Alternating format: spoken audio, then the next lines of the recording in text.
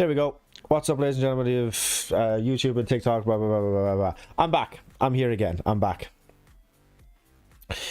So, thank you, by the way, for telling me that there was no audio over on the YouTube. No, it absolutely wasn't delayed or anything else. It was just me being a poor streamer. There's always issues. There's always going to be issues. Not one of my streams unless there is issues. I know that there is already somebody in the guest list waiting to join. Just give it just a couple of seconds there, just so we kind of boot up properly and get everybody in here and all that sort of good stuff. So I did see that your message there about wanting to become a mod, join the Discord server and send me a DM, and we'll kind of go over basically like exactly what's going to be, let's say, like expected of you as a mod, and some stuff that's maybe even not expected of you as a mod. So yeah, just the kind of general rules for it and stuff like this, right? That's basically what it is. So oh, you're already in the Discord server. Oh, perfect. You sent a message already. All right, okay, I will get back to you. I think I might have actually seen it. I'm not actually 100% sure, but anyway, I will get back to you. I will message you again, and we'll see about, like, yeah, just the kind of rules for it and stuff like that. So without further ado, I mean, it's why we're here, right? We are here to have debates. You're not just here just to kind of look at me and listen to me talking, right? So we're here to have debate. Well, I mean, you are, but it's it's in a debating context and not just this. Where am I from? I am from Ireland, if the accent is not already giving it away. So I'm going to jump in with the first guest of the evening and see how it goes.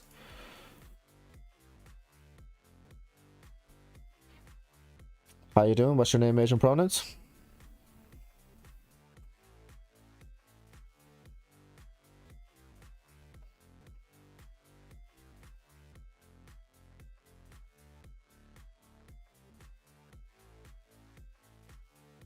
Like, I just want you to explain your reasoning behind it, the points you have there. Okay, do you want to pick one to, like, maybe kind of start with? MAGA is uneducated. That one. Okay, so I believe that the vast majority of Trump voters, especially in 2024, voted against their own best interests. The idea that Trump is there to fight for you is absolutely laughable. He is there for one person and one person only, and that is himself. I believe that MAGA voters are so completely unaware of what class consciousness is, and the idea that it is the working class and the middle class versus the ruling class and versus millionaires and billionaires. I think that electing somebody who is a part of that ruling class as though they are going to help you is just nothing short of absolutely laughable. They will do this all the while maintaining that no, that Donald Trump is there to fight for you, and he is there to fight for the kind of smaller person that he would not even hesitate to step over if they were in his way. The idea that Trump is going to fight for absolutely anybody except for his rich buddies is just literally... we've already had 4 years of him as president, and he did absolutely nothing other than stick up for his rich buddies. So the idea that anybody can kind of vote for him thinking that he's going to sort out a cost of living crisis is just ridiculous. True. Did you see what he did? Like, could have been today or yesterday, but like, I'm not sure if I'm able to say it. ISIS leader, right? He got like violently killed. They killed him. Okay, I actually haven't seen that, but it was I saw it on the Daily Mail on TikTok. Pretty sure it's true. Could have been a fake Daily Mail. No, because I saw it. Then they did an interview with Trump about it. Yeah, they killed the leader of thing. He was like the leader in Iraq and I think Syria, and they were like, "Oh, he's killed so many bad people." So that's one good thing, sure, saved a lot of lives. I'm not saying that Trump can't or hasn't done some good things, because he absolutely has. In his first 4 years, he expanded the child tax credit from $1,000 to $2,000. So that was a good thing, right? That was objectively good. I am not a political hack who is going to say that absolutely everything that Trump does is just The bad bad, outweighs the because good. oh well, it far Yeah. outweighs the good, far outweighs it. Yeah. Why do you care so much about the like American politics though, not the Irish ones? Like you never debate about the Irish ones on here. That's true. So I think that U.S. politics is so much more kind of far-reaching. There are Yes, stuff that complex. yeah, well, yeah, exactly. So there are stuff that will happen in politics in the U.S. that will just not like that. If a similar thing was to happen in Ireland, it's only going to kind of it's mainly only going to affect Irish people, right? So like Yeah. that's kind of, you know, whereas if something that even similar happens in the US, the idea that it is going to affect like not necessarily like just the rest of the Global. world, but yes, but Yeah. it will be a global issue. It doesn't really affect me or you bald headed smegma head. Bald headed smeg. All right. So, yeah, if we could get mods, if we could kind of get him banned, that would be absolutely fantastic. That would be just amazing. I know that there is at least one mod in here, so if you could get him banned, that'd be absolutely amazing. Hey, I just want to come up here. I wanted to debate that guy really bad, but is it okay if I wait up here for another MAGA to come up here and help you? I mean, it is like I'm not overly kind of fond of 2v1. If it like it could be a case where like if somebody is popping up to talk about the pro-choice topic that I have before kind of brought up a woman just to kind of get like that kind of perspective. Yeah. So yeah, I mean it is definitely possible that it could just kind of do it that way. But yeah, just for right now, I'm not overly fond of 2v1. But absolutely, I mean, if you want to hang out just for like a little while and just Yeah. kind of see how things go, and if we do end up talking about pro-choice, I'll 100% bring you up. Yeah, that's fine. Share the live. All right, okay. Thank you so much. Thank you for the gifts as well. I just wanted to kind of say that, just personally. Yeah, I yeah. never- I get a lot of coins from these lives that I do. So Okay, yeah, well, I yeah, prefer to spend absolutely.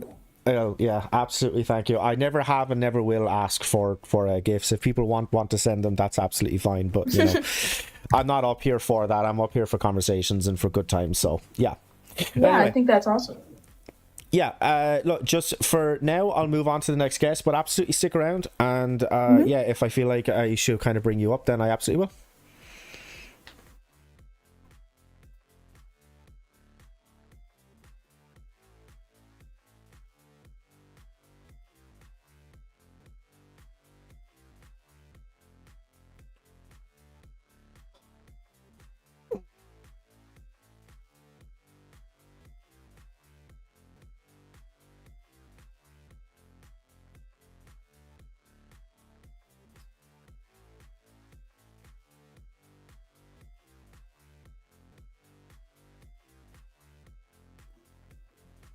How you doing, Stephen?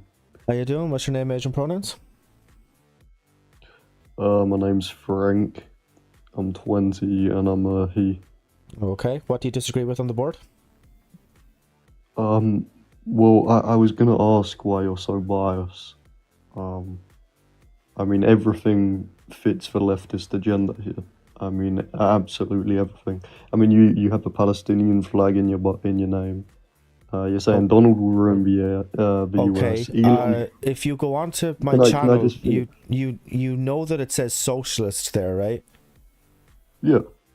Right. So it's not necessarily biased. It's just those are my opinions. Yeah, I just find it weird that everything would fit the leftist agenda. It doesn't seem very fit, Because I'm a socialist. I'm not a Yeah, but liberal. I'm not a Democrat. I'm not left leaning. I'm a socialist. So of Yeah, being course a it is socialist, going to I mean- seem that way. I'm a capitalist, but I mean, I can still reason and empathize with leftist takes, socialist takes. I mean, Okay. you're making claims. These aren't questions. They're claims. They're statements. It says Donald will ruin the U.S. Elon did Yep. that. They are claims and they are statements that if you disagree with, then you request to pop up and we have a conversation Yeah, about them. yeah. So this is why I'm asking why are you so biased? That was my original question. Biased to who? Myself? More I don't biased. understand. Like, I don't understand how you can claim that one person who is not being paid by absolutely anybody, who is up here like to just have conversations with people who disagree with me. I don't like. I don't understand how you can claim that I'm being biased, because who am I being biased to? Well, this is what I'm wondering. I'm wondering if you form your own opinions or if you just take whichever leftist take is, trending at the time. No, I Okay. form Because my own opinions because I'm a big boy. I can tell you're a big boy, but anyway, when you're saying Elon did that salute, how can you be for sure he did that salute? Well, okay, so on the assumption that he didn't, what type of a salute was it? Well, I'm wondering. I'm not saying he did it or he didn't. I'm just saying, how do you know he did it? Because you're making the statement he did that. Because it was absolutely reminiscent of that salute. The fact that he didn't deny it until he went on to Joe Rogan over what was it, like 5 or 6 weeks later. He never once denied it on TikTok or on any other kind of a public statement. The fact that he has gone over to, or that he has appeared via video link to the ADF in Germany, which is an extremely far right party. All of the kind It's of not clues are kind of extremely there. far right. Well, They're not they are. extreme far right would be fascism, which the ADF are not. Okay. Well, yeah. I mean, like, I absolutely think that's what it was. What type of a salute do you think it was? I don't think it even was any kind of salute. I think when he says he's sending his heart out to the people there tonight, something along those lines, I think he was touching his heart and then moving his hand to the crowd just like you would blow a kiss. That Not would be my even, take on it. not even remotely what that was. And also, it was a couple of years ago, but he was at a Tesla event when he was signing off afterwards, he did this. He went, "My heart goes out to you." That's how you show Okay. that, not by doing that salute. So, Well, when you say that's how you show that, I mean everyone's different. So how could you? well, Again, yeah, you but can't say for well, sure. yeah, everyone is different. Exactly. That's why when Steve Bannon did it, he said "Amen," and even if that was how Elon was doing it, then why did he do it differently a couple of years ago? Uh, Again, I mean, times changed. Why would he always use the same mannerism? You can't just say, oh well, he's done this before, so that must be why Well, he's doing this. yeah, but he's done it before in a way of showing that his heart goes out to the audience, and like if that's what you're claiming that he was doing after Trump was inaugurated, then why would he not just do the same action? I'm gonna have to do it like exactly 100%, like beat for beat, the exact same.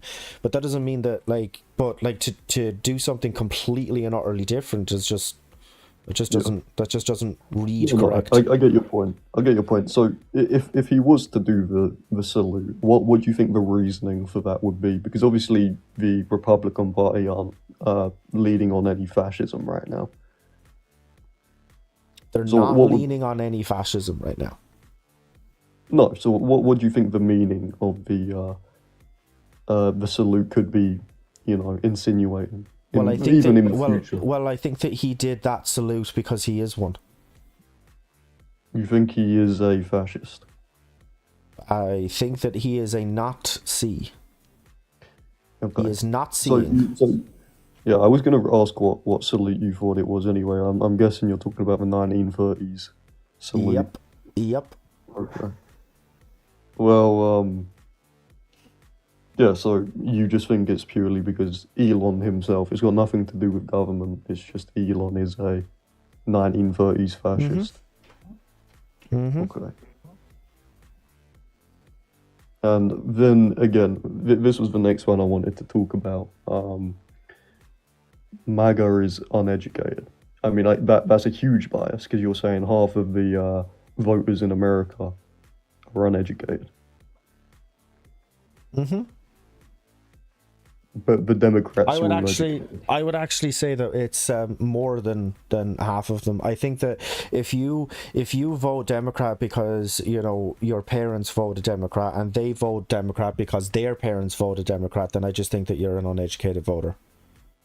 Yeah, but so you're saying everyone who is MAGA feels that way?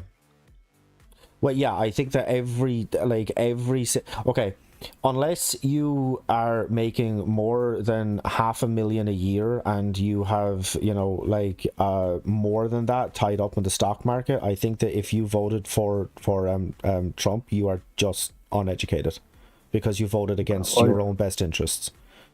I would extremely disagree because obviously we're coming out of a global recession since COVID and the wars, etc., all happening at once.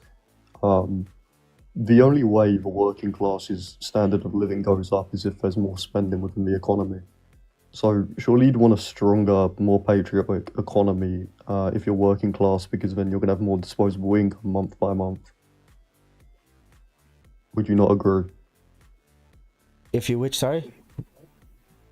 Well, I mean, the working class need disposable income.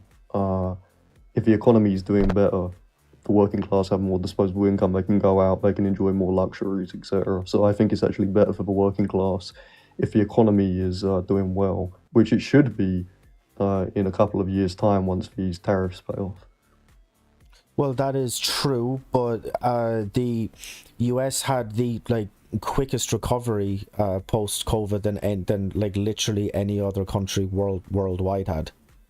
Yeah, because they're the largest you guys economy. don't know how kind of good you guys had it.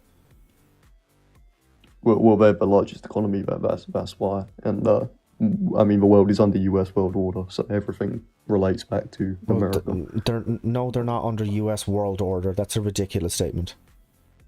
The world is under US world order. Where does everyone's economy bank off? Yeah, okay, so the dollar might be like the world reserve currency, but that does not mean that we'd run off of what the US says. That's literally ludicrous. There are still We most countries. definitely do. There are still countries where women don't have the right to vote, where women can't go out if their husbands are not with them. So to say that if the US does it, then the rest of the world follows, that's demonstrably not true. So why is BRICS such a threat right now to a Western economy? Why is who such a threat? BRICS. Why is BRICS such a threat on Western economy right now if that's not the case? Who the fuck is BRICS? Mic drop. What? How are you debating this and you don't know what BRICS is? Okay, it's either your mic or I'm just not fucking hearing you correctly, but I'll put it in I'm the hearing comments. bricks, as in the shit that you build a wall with. I'll put it in the comments for you in case you can't understand. Okay, so explain it to me. Right, BRICS. So China is basically leading BRICS. It's many countries are involved, but they're trying to bring, just like they're doing with the manufacturing, they're trying to bring banking. They basically, China wants world order over the US, and they're trying to bring banking back to the second world, essentially the Soviet world, or in today's age it would be the third world. But, it's Russia, China, a few others. Right, so it's trying to kind of right, okay, yeah. I understand what you're saying. Yeah, listen, it's not to say that China is not could not be a threat to do with certain things, but I don't think that that's a real kind of like a tangible thing right now. I don't think that China is going to take over the US with like the world reserve currency or with like any of these sorts of things, at least not anytime soon. Why is that? Because they're not in a position to be able to do so yet. But within the last 20 years, well, 40 years, I mean, mainly 20 years, but manufacturing's moved from the US to China, so how is it not a threat? Because China offers cheaper labor than the US does. Right. So you've just explained the threat. They offer cheaper, lower quality manufacturing, and it's taking money from the US economy into China's economy. How is that not a threat? Why would that be a threat?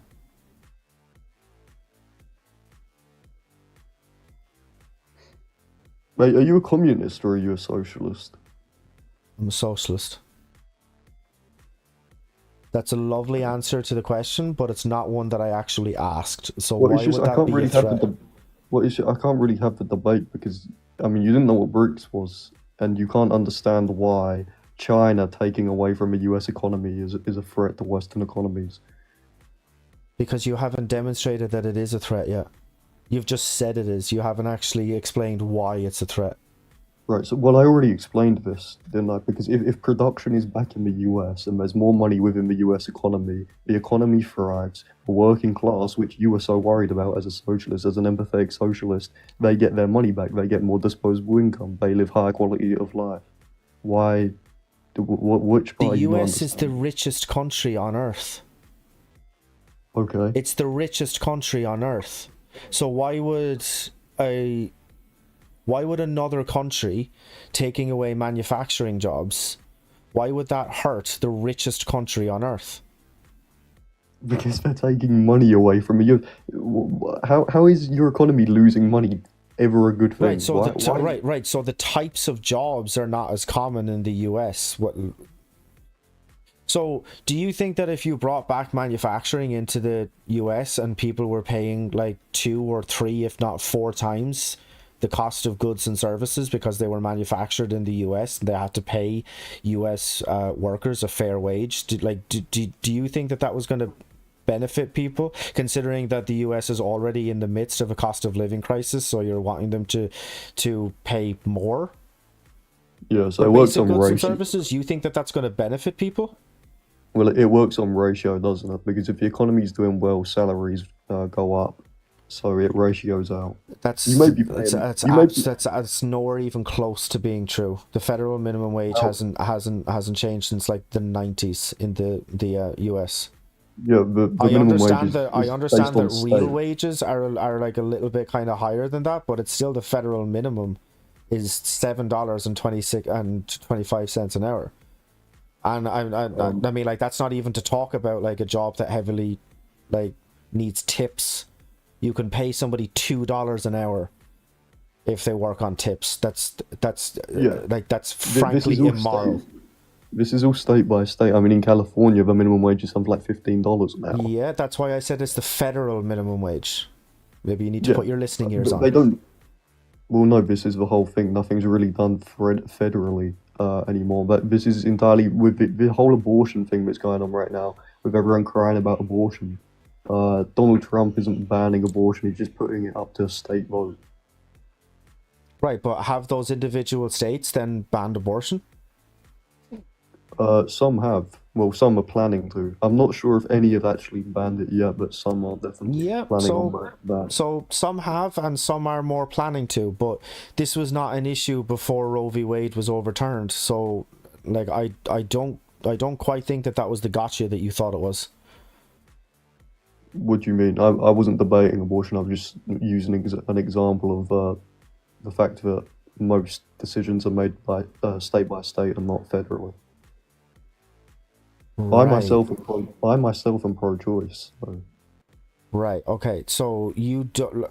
Oh my God. Oh, okay. Wow. Trying to keep track of where you're going in the conversation. I mean, Jesus, it's just all over the place. Okay. Wow.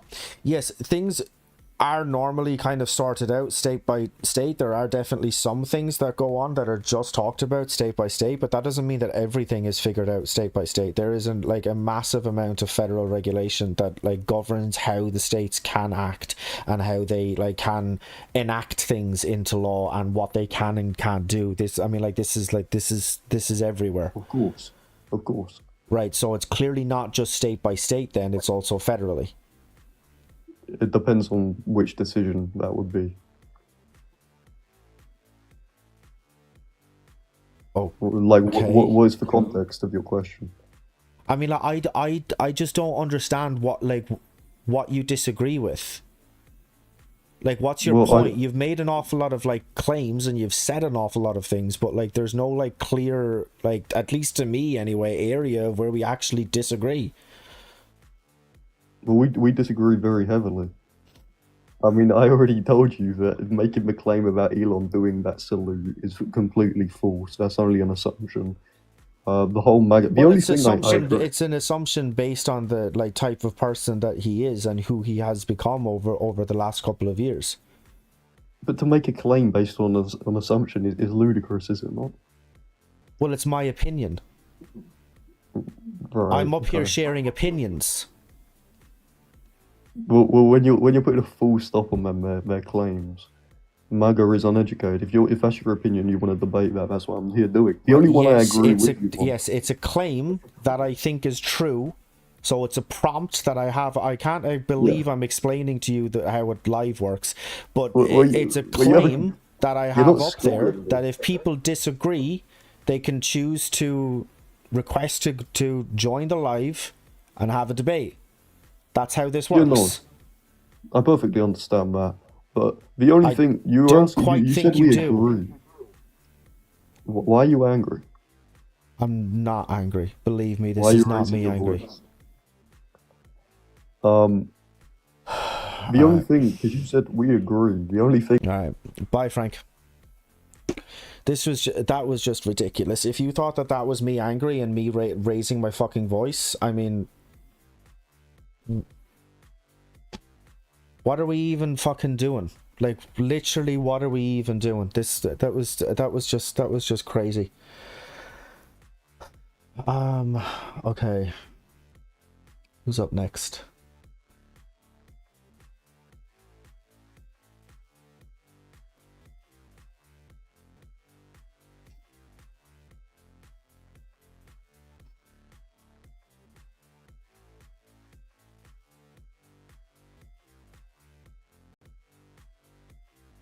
Right, we'll try and get the next person up.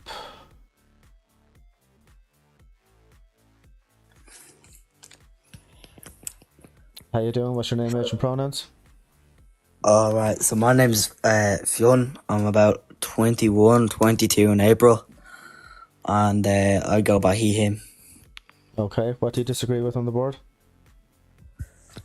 To be honest, pro-choice. Okay, why? Just like killing babies. It's just strongly against the Bible. Okay, I don't care about the Bible. You don't care about the Bible? No. Okay. Are you religious? Are you spiritual? No. You're not? No. Do you respect religions? No. Okay. Why are you against abortion? I'm not against Christians. I'm Christian myself. I believe. That's not what I asked you. I asked you why are you against abortion. Oh, I'm against abortion just because it's a life. Like, I understand if a woman were to be raped, but like you cannot stop that. It's a human life. Okay. So you don't care that millions of people are getting killed? I feel for those little babies. Just poor babies. They could be billionaires. They could be changing the world. They could be solving world hunger. We are just killing them. They could also grow up to be a mass unaliver. I don't care about what someone could grow up to be. That like literally does not matter to me. So before 24 weeks, when a fetus does not have sentience, like it does not meet the qualifiers for personhood. So I don't care. So you just you're for abortion. That's typically what pro-choice tends to mean. Yeah. Okay. But like the little babies. Okay, I'm gonna go for a different topic. I cannot talk about the little. Okay, can you like stop fucking pretending to be a moral grandstander and be like, oh, but the little baby is just you're either gonna argue and have a conversation like an adult, or you're gonna continue being a little child. Steven, You're gonna be an you're adult, or you're gonna be a child. You're starting to be one of those babies. Okay, calm down. Let's calm down together. Just take a couple deep breaths. Are you going to argue like an adult, or are you going to continue to be a child? Okay, I'm actually gonna talk about Elon now. All right, so Elon Musk is neurodivergent, as you know. That hasn't actually been confirmed, but even if he is, I don't care. I'm also autistic, and I've never done that salute. Also autistic. Yeah, but he could be even more autistic. Like, it's a spectrum. He could be on a different side of the spectrum. Yeah, you realize that if he was on a different the different side of the spectrum than I am, then he would be non-verbal, correct? Okay, well, I know some people. Frankie Mose, he's very verbal, but he's just he has it down bad. He Elon Musk is kind of like Frankie Mose in a way. Right, but you asked me if he was going to be like, well, that like, what if he's on the other side of the spectrum to me? The other side of the spectrum to me would be non-verbal, so that's just clearly just not true. Oh, I'm very sorry. I did not know what your side of the spectrum was. But like, what if he's a verbal non-verbal? Right. No, please. A verbal, non-verbal, literally just like linguistically does not fucking make sense. Jesus Christ.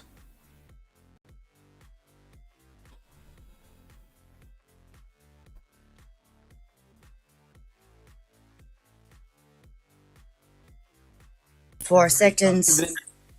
Okay, Hello? alright. 2 people joined at the same time. I'm gonna mute one of you, and then I'll move on to the next person. Hey, Steven.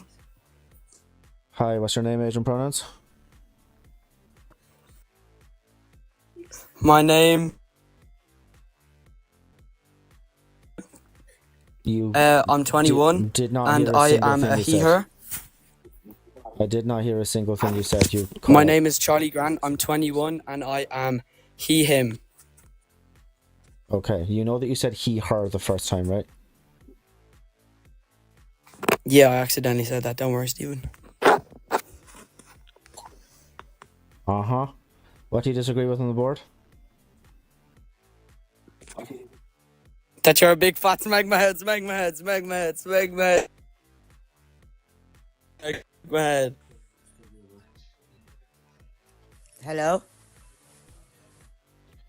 Hey, look, we got a 2 for 1. We got a 2 for 1 because we brought up 2 people and one of them was muted, and when I unmuted the other person, then we could still hear them. Wow. We got rid of 2 people in 1. That was efficient.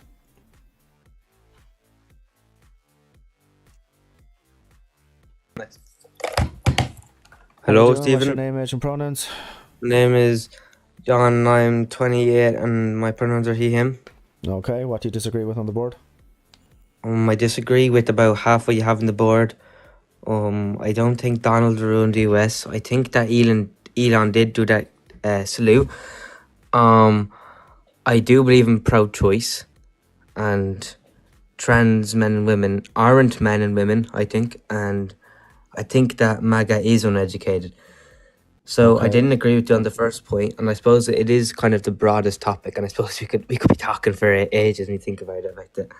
But so could you please explain why you put that up there as Donald will ruin the US, please? Because Well, yeah, it's kind of strange because when I first started these, I used to have to go back to like his first term and talk about some stuff that he's done.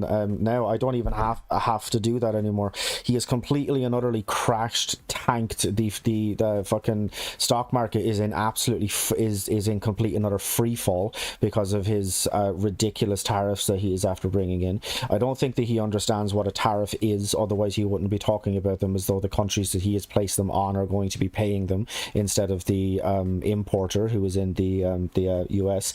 I think that he has a fundamental misunderstanding of how economics works.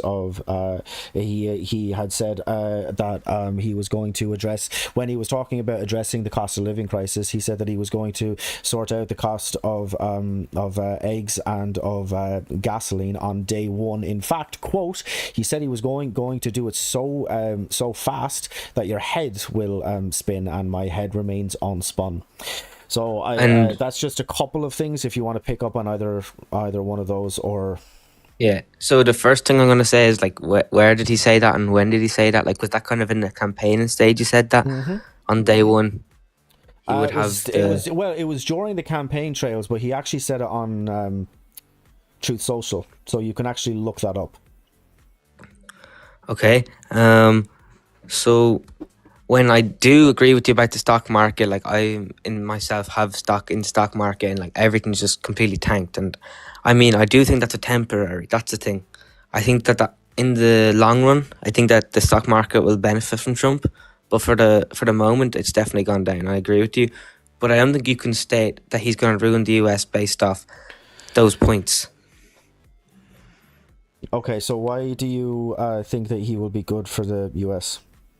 Well, I think economically he's going to be good because obviously it's not going to be good for us across the water, but he's implemented these tariffs and on certain goods that can be produced. He's already proven that he is not capable of running the economy. He's tanked the stock market. In future, can you please let me finish my point before you interrupt? No. I'm not trying to be mean or anything. No. No? Okay. No, it's my life. Get over it. Okay, I apologize. So, I've lost my train of thought now. Just give me a moment. Oh yeah, I think that in the long run, I think that the stock market will benefit from Trump because he's not bald head, smack my head like you, and you're big bald. What is wrong with these absolute fucking just creatures? Mods, you know what to do.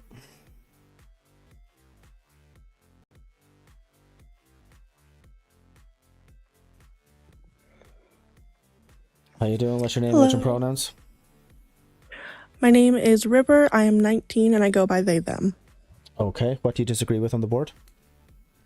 Absolutely nothing. I just wanted to say thank you for doing this. I appreciate what you are doing. No problem at all. Yeah, look, I mean, like, there are, like, definitely, I mean, pro-choice is, I mean, like, it's not something that, like, so laws against the pro-choice position, I mean, like, that's not going to affect, like, my body I mean, it will affect me, of course, if I'm ever in that kind of situation, but it's not going to affect my body, right? And I, you know, I am not trans either, but I mean, like, those are, like, things that, like, I have always been pro-choice and I've always kind of argued for pro-choice. I'm part of LGBTQ, so, you know, like, being a trans ally, I mean, like, it's just like it's yeah, I mean, like, it's a self-explanatory position. So yeah, yeah, I mean, like, that's kind of why I'm doing this. But anyway, yeah, no, look, I mean, like, thank you obviously for kind of wanting to pop up and you know. I also wanted to pop up earlier because I heard one of the others saying something about, like, the federal minimum wage. Federal minimum wage is not a livable wage. And he brought up California. I live in California. The minimum wage in California is $16.50 right now. It is not a livable wage either because everything is so damn expensive. Like, I know so many people who are, like, in their 50s and they still cannot put a down payment on a damn house because of everything that is just so expensive. Yeah, no, look, I mean, there are seniors who are having their social security checks garnished because they're still paying off student loans, for fuck's sake. I mean, like, this is like this it's Exactly. It's ridiculous. So yeah, no, look, I mean, like, there like needs to be like massive systemic change to happen in the US. Unfortunately, it had its chance to do that twice with Bernie Sanders in 2016 and in 2020, and dropped the ball on that one. If I remember correctly, there was a study that I read that said that the minimum wage should be upgraded to about 36 an hour in order to live with 40 hours a week in California. Yeah. And even then, it would be like the minimum amount to live comfortably without having to worry about bills or anything of that. Yeah, no, absolutely. And sorry, go on. We have a law now that fast food employees like McDonald's, Taco Bell, things like that, they work for $20 an hour. Yeah. And even then, not livable.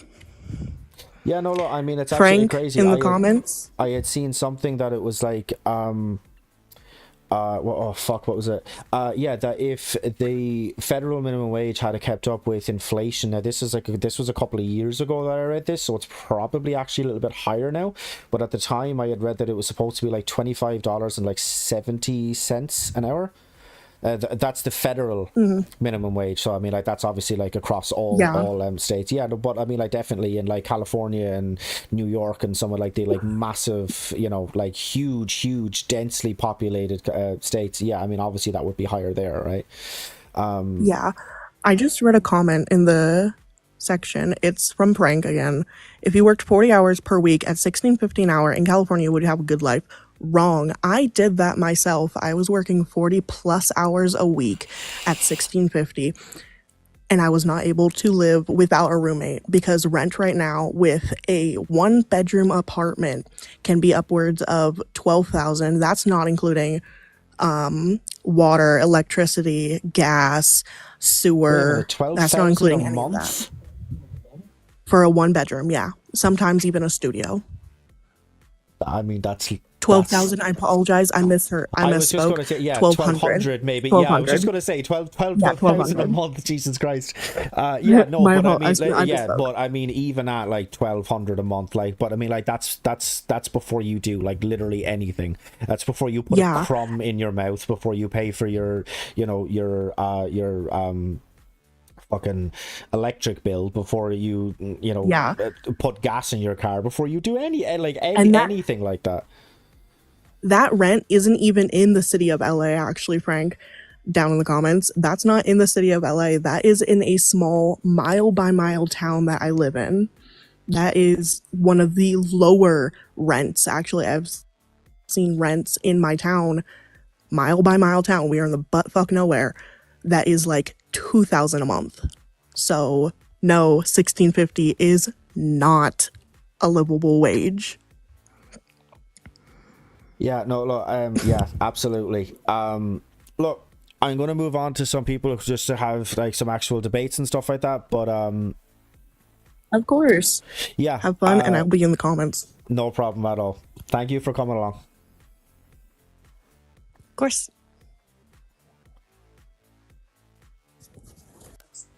No problem at all. Thank you for coming along. How you doing? What's your name, age, and pronouns? Hello, my name is Isaac. I'm 20 and I go by he, him. Have you been here before, Isaac? No. You sure? I think, yeah, I would like to say that you're a bald head, smack my head, you dirty bastard, you're smacking my head. What the fuck is wrong with these fucking people? Jesus Christ above.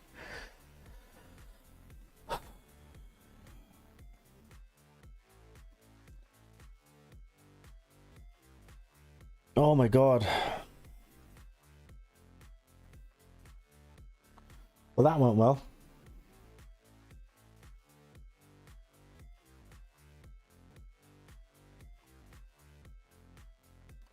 How you doing? What's your name, age, and pronouns?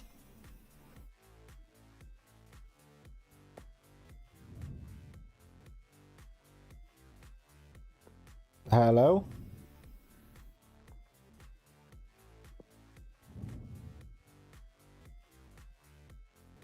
Alright then. It's just heavy breathing down the phone.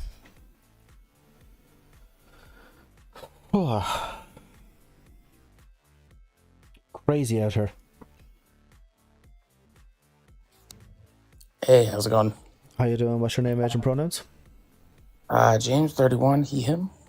Okay, what do you disagree with on the board? I guess it was more commentary on Donald Trump and just trying to understand what your opinion might be about his inclination to procure Gaza. Well, yeah, well, I mean, I think that's absolutely just, I mean, like, it's frankly immoral.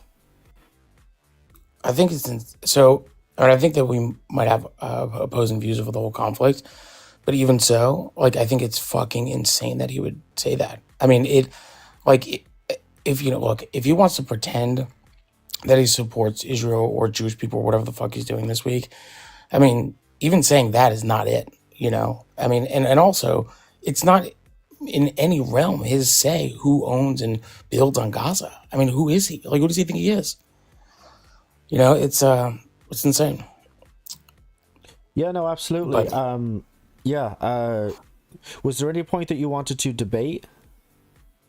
I would love to talk about the Israel-Palestine conflict. I think might have been on the background another day I saw it, but I did see the Palestine flag in your name. So Yeah, so the Palestine flag is in my name, but it's not actually been on the board.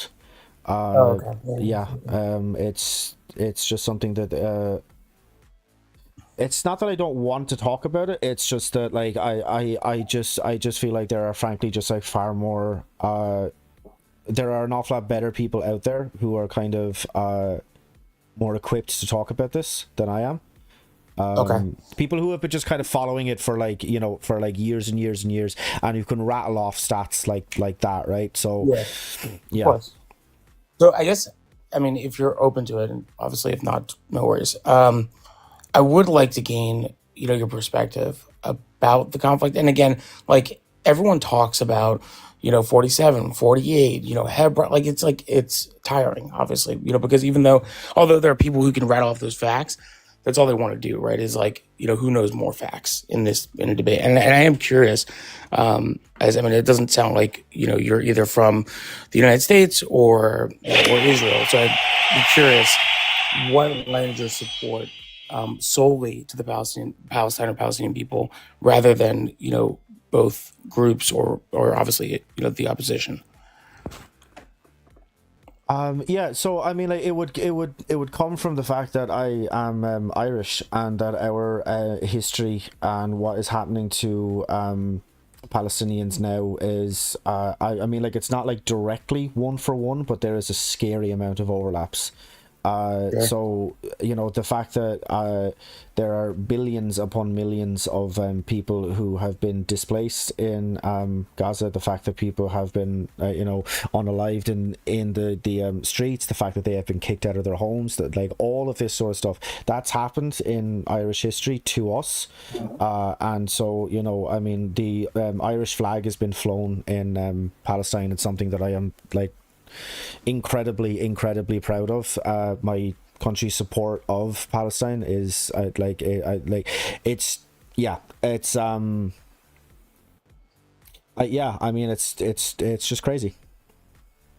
So, and first of all, I know nothing, you know, about the travesties that your people have faced. So I can't even touch on it because I really know nothing. So I don't want to do it any injustice by making commentary on it. I guess my question, and again, this is like I'm about to start comparing conflicts just from your perspective. Like, if there's an opposition, is everyone to blame, or is there empathy for those who are bystanders as well? And again, I don't know the conflict, so I don't know I don't even know if that's an appropriate question. How do you mean if there's like a conflict Like- and then there's like an opposing thing? I'm just not 100% sure of what question you're asking. I apologize. So like, for example, in Israel, you know, they have bunkers and malls, hospitals, etc., right? Because their civilians also do get attacked, right? And this is not like who has a worse thing. This is more to say there are people, that fall victim to that back and forth violence. And my question is, why not put both flags in your banner, showing support for both groups that are provingly innocent? Like, not both groups are innocent, but the people who are innocent within each group is what I'm asking. Because I don't believe that the people within the state of Israel are innocent. And why is that? Because listen, there are people from Israel who are and have been against this conflict, and that's totally understandable. It's actually even a fair point. The problem is that from the top down, starting with Bibi Netanyahu, they their goal is to eradicate Palestine. They want the entire area as their own. So when you have a head of state that is wanting to do that, then I mean it's a side agenda. Yeah, so I understand.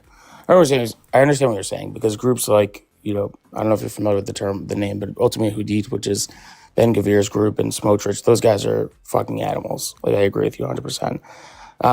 But I guess my question lies more so with, you use the Palestinian flag to represent the people of Palestine, right? And for all intents and purposes, the people doing the fighting on behalf of those Palestinian people, are Hamas. Yet you still use the Palestinian flag to represent the people that are being afflicted, right? And Sure. that's more so my question. That's more so my question, is because I agree with you unequivocally, that the leadership is fucking upside down backwards. I mean, that's like an understatement, right? But why not show both for the people who are also bystanders, in some sort of oppressive nature brought on by people that aren't them, i.e. the leadership?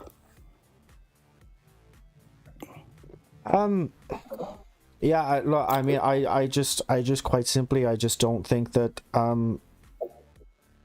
I just couldn't have the Israel flag in my bio or at the end of my name or anything else, because I just can't stand with what Israel has been doing.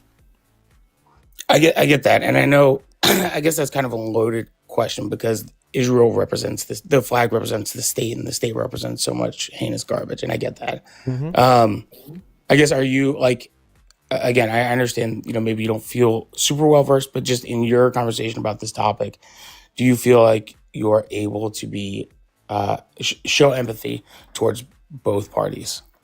Is that something you acknowledge, or do you feel that one group? I feel empathy for the people who are Israeli who disagree with what the state of Israel is doing. I deeply sympathize with them, because they're not they're against what Israel is doing, and yet they're kind of forced to kind of live with that kind of stain on their country's heritage. Right. So yeah, I feel for them in a way, but we just can't move past this, that I can't stand by what the country is doing, what the state is doing. Yes, I think that a lot of us, especially in the United States, don't always or don't at all stand with the way the country's gone, especially in the last 7 or 8 years, since there's been a lot of political transitions. But I think that as someone who's followed this topic for I would say the better part of 3 decades, my assertion has always been the same, in that I want people to have freedom and equality and genuine peace, and be able to live together the way it was intended, right? Sure. I think as someone who's really close to the topic, it's it's hard. Listen, I understand, drawing based off personal experience, or maybe not knowing everything, or maybe, having some biases or whatever.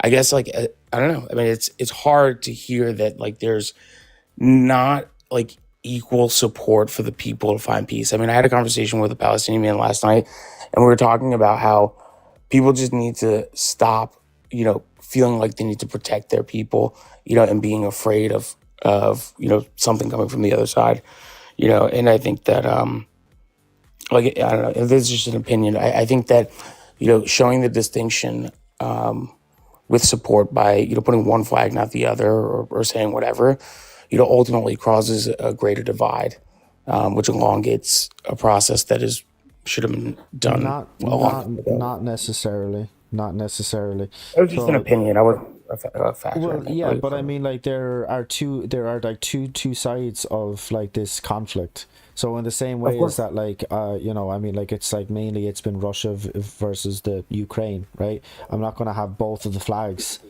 in my No, I'm not suggesting you do. in my well, Yeah, yeah, but it's just the reason I why I understand. won't is because I agree with one or blah, blah, blah. I stand with one side of that conflict and not with both sides of it. So So, and it's so the I guess exact same thing here. I stand with the people of Palestine and not with Israel. right. So that's what I identified before, and it seemed like you agreed. Is that ultimately the Israeli flag stands for an established nation with an established government who's been Hmm. doing fucked up things for decades, right? Whereas the Palestinian flag doesn't stand for that government. It does.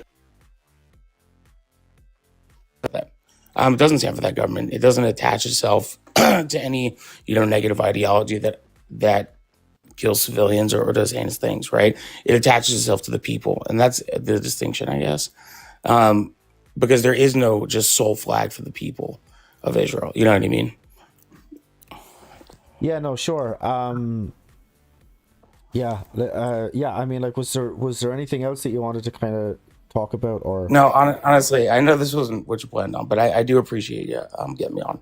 But obviously, you can cycle. I'll cycle out. I appreciate it though. no problem at all, man? No problem at all. Have a good rest of your Have a night. good one. You too. Bye. All right, guys, I'm going to take this opportunity just to go for a really quick bathroom break. I'll be back in 2 moments.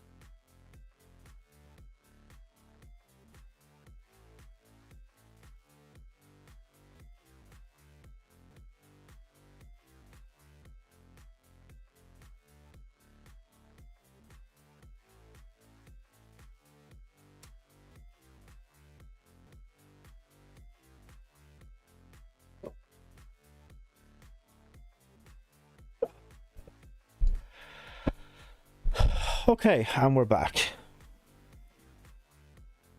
Okay.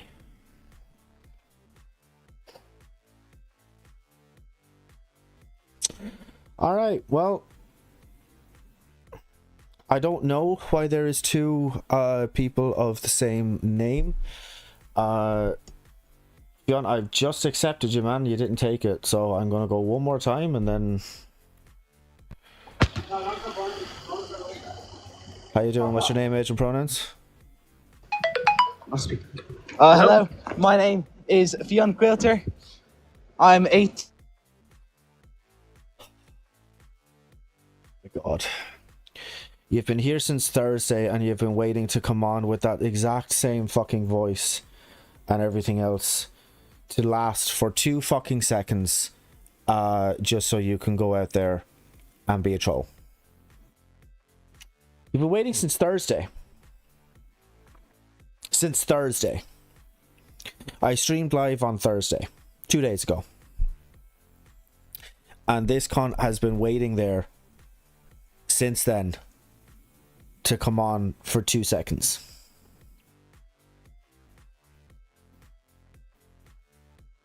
Jesus fucking Christ.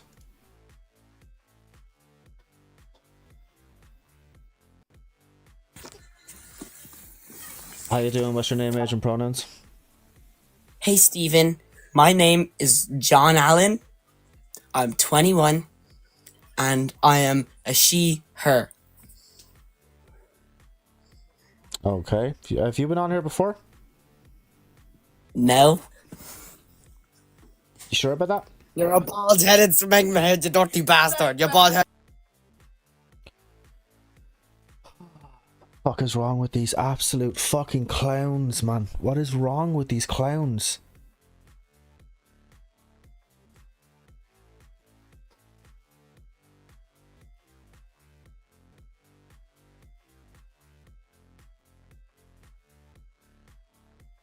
Jesus Christ.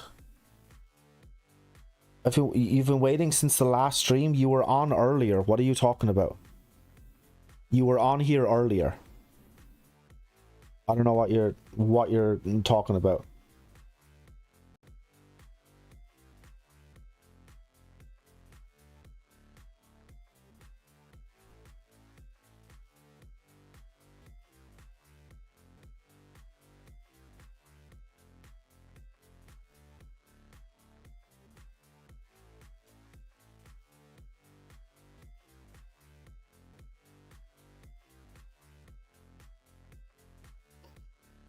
Alright, well, that's two people that I have accepted that are no longer, well, I don't know if they're no longer here or what the real kind of story is, but neither of them are accepting to come up. So,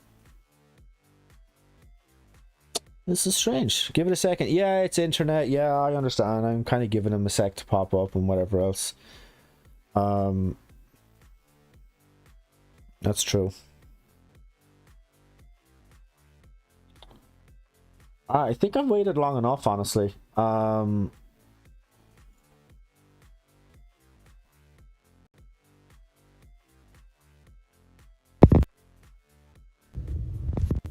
you doing? What's your name, age, and pronouns?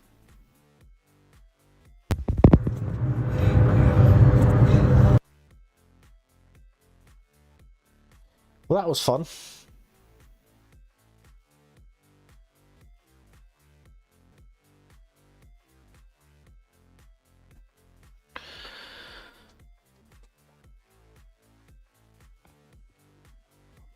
How you doing? What's your name, age, and pronouns?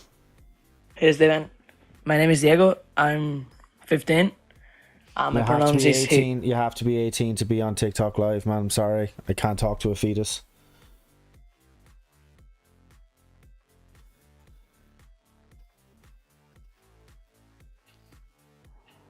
How you doing? What's your name, age, and pronouns? My name is Adrian. I'm 35 years old. I'm he, him, I guess. Okay. What do you disagree with on the board? Well, the first thing, Elon did the salute. Okay. Why do you know? You know what? Do you want to know why? Sure.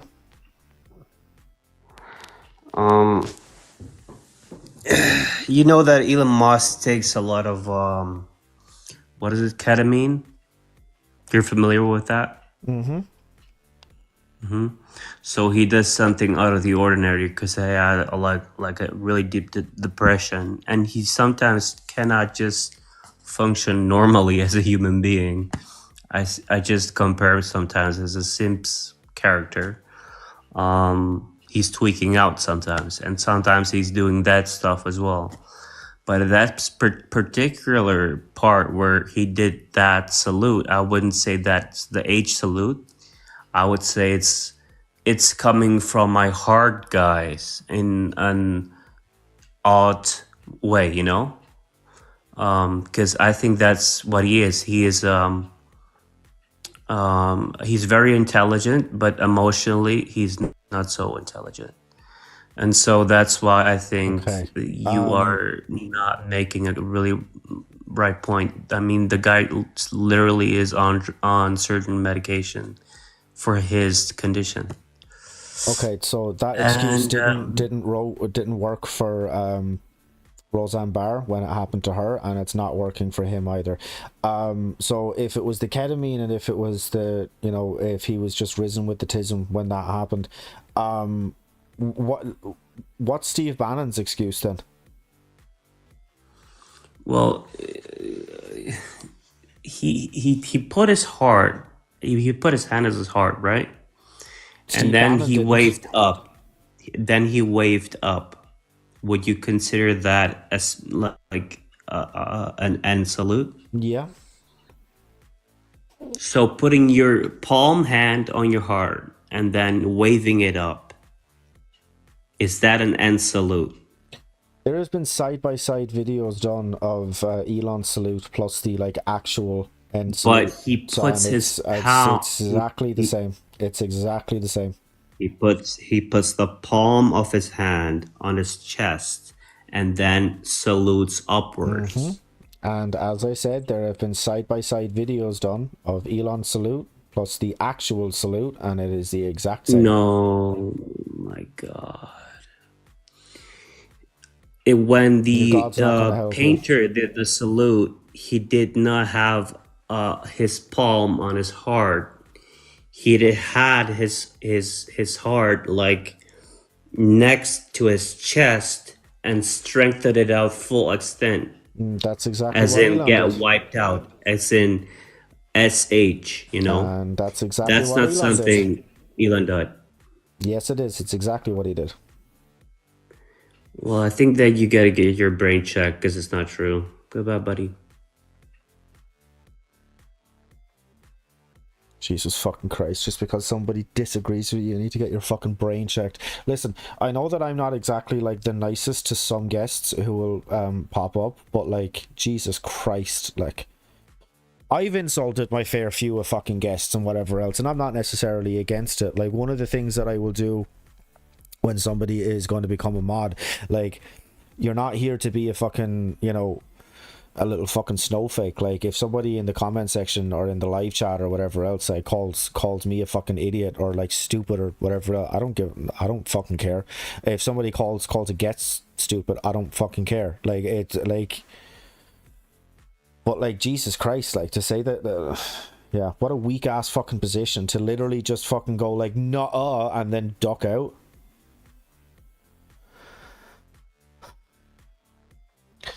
John, you were on earlier. I'm going to bring you back up. It's not going to be for very long. I'm going to say that to you now. It's not going to be for very long. And then we are going to move on to the next couple of guests.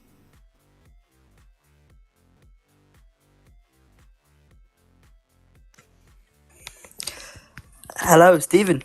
Well, I'm very sorry about earlier's remarks, and just want to apologize. Right. Think about the baby, Stephen. The bald-headed smegma baby heads like you. I'm a fucking... bye, Fionn. Thanks for the gifts, though.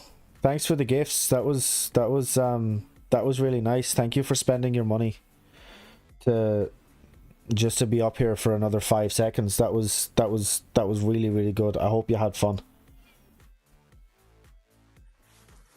Hey, How you doing? What's your name, age, and pronouns? my name's Leah. I'm 19 this year. Okay, what do you disagree with on the board? The first one, I both agree and disagree. Because of course what Donald Trump is doing to the US now is horrible. I gotta agree with that. But I'm gonna be honest, like, the US was already pretty ruined from before Donald Trump became president. Yeah, no, I mean, I can definitely see an argument for that. I definitely don't think that he's going to help matters, though. Yeah, I honestly, like, I feel like what the US have been like for the past years, it's been really bad. And what Donald Trump is like doing right now is just pulling it straight down to the ground. So like, he's just furthering the process of destruction that is happening to the US. Like, Okay. he will not, but I don't think like for the now I'm not from the US, so I can't remember exactly how long you guys have president. Was it 4 years? Yeah. Yeah. Well, I mean, it's not me. I'm Irish, but yeah. Yeah. So like either he will be able to he has some okay, now I'm just sorry. He some of his politics make sense to a degree, but the way he's going about to dealing with these is wrong, aka the point where he might actually ruin the US, because not Okay, only so I were mean, the like, what do you think that some of the things that he's doing is correct? for example, he is very for like making the US like something of themselves, like they don't have to support other countries. For example, the tariff thing. Now, I haven't 100% read myself on that, but his point of tariffs is making sure that the US is not being taken advantage of by other countries. And it's going very hard with its politics. Very hard, that I gotta say. But what I'm trying to like see his point of view, because he says that he's trying good, but I feel like some of his politics are like in the face of good, but the way he's doing it comes off as selfish and just that he doesn't care about these people. Okay. So like I feel like the whole like now US was already ruined from the start, but like either his politics will make or break the US. There's no in between. And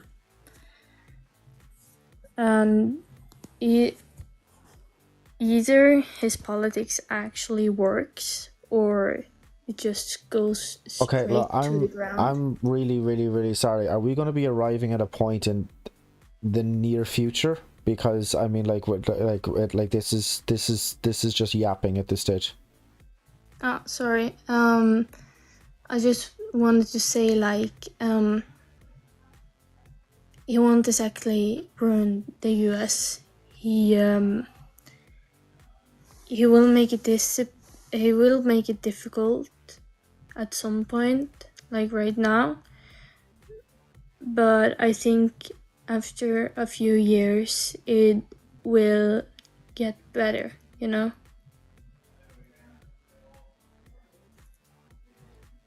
Yeah. Okay. Yeah. No. Listen. Right. I'm trying to be as nice as I possibly can. I just don't think that this conversation is going absolutely anywhere. So I'm just gonna move. I'm just gonna move on to the next guest. That's understandable. All right. But have a good night. You too.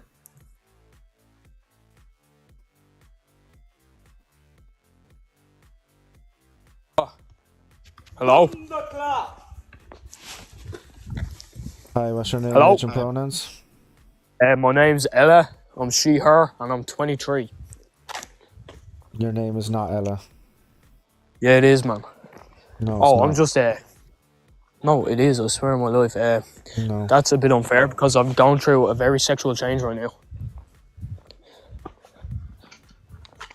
All right. Okay. And what one would that be? What? What one would that be? I'm trying to transition into a woman because that's what I feel like I am. But Okay. unfortunately, I was born into a male body. Okay. Can you explain how bottom surgery works to me? Yeah, so I stick my fat dick in your mouth and I Fucking idiot.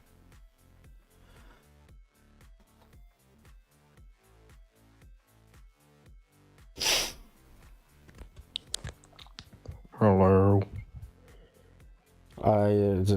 Jesus Christ. Hello. Yeah. All right. Bye, Ollie.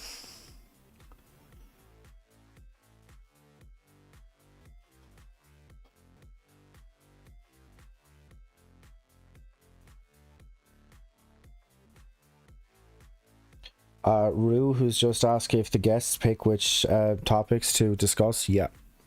So those are the topics that are kind of, would say, like up for discussion. And if you disagree with any one of them, then you request to join. And yeah, that's just how that works. Ollie, what did you do? You came on with that ludicrous voice and you said hello to me twice in perhaps the creepiest way I think I've ever been addressed in my life. So that's, yeah, that's what you did. That is what you did.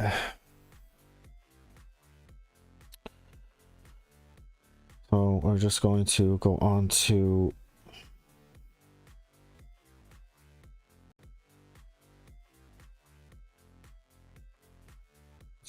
Felix Guillaume and straight up just blockety block.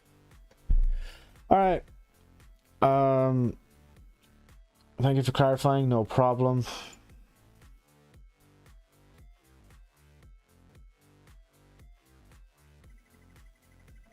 How are you doing? What's your name, age, and pronouns? The name's Nathan Barnes. I'm 17 and 3/4. Have to be 18 to be on TikTok No, Live, no. my dude. Sorry, I can't talk to fetuses. Kamala did that salute. No, she absolutely did not. If you show up a fucking picture next to a video, that is not even remotely the same thing. Because you see, in a video, right? In a video, the pictures move. So, whereas a photo, it's very stationary. It's very still. It doesn't move a lot. So that's what's going to be happening there. She did the salute. She literally didn't.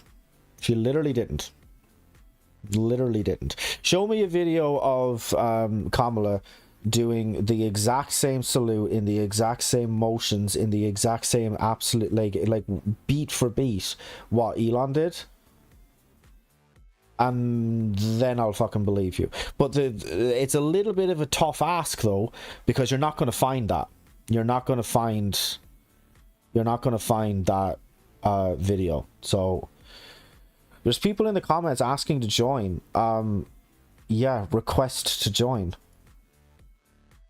Do I think Elon did it intentionally? Yes. How you doing? What's your name, age, and pronouns? Yo, what's up? I'm 23. But did you ask for my name as well? Yep. Sean. Okay. What's and pronouns? He, him. Okay. I guess. What do you disagree with? The third point. Okay. Why? Because it's just not true, is it? Well, you understand I'm not going to fucking agree with you, right? Yeah, but like, can you understand my perspective? Like, why am I forced to believe that a man transitioning into a woman is a woman? That devalues an actual real woman. You're not forced You're not forced to believe anything. You choose what you believe. Well, I am, because if I were to call that individual a male, I'd be called a bigot. Yeah. But he is a male. It is a male. It's a male biologically, sure, but like sex and gender are completely different things. You're not changing your sex, you're changing your gender. Yeah, they are. They're not. Yeah, they are. They're not different things. Okay, so if you think this that whole if you look up, this whole shush, ideology shush, is just shush, shush, shush, devaluing shush, shush, women. shush, shush, shush, shush, shush. So And you you know think it that is. if I shush, shush, shush.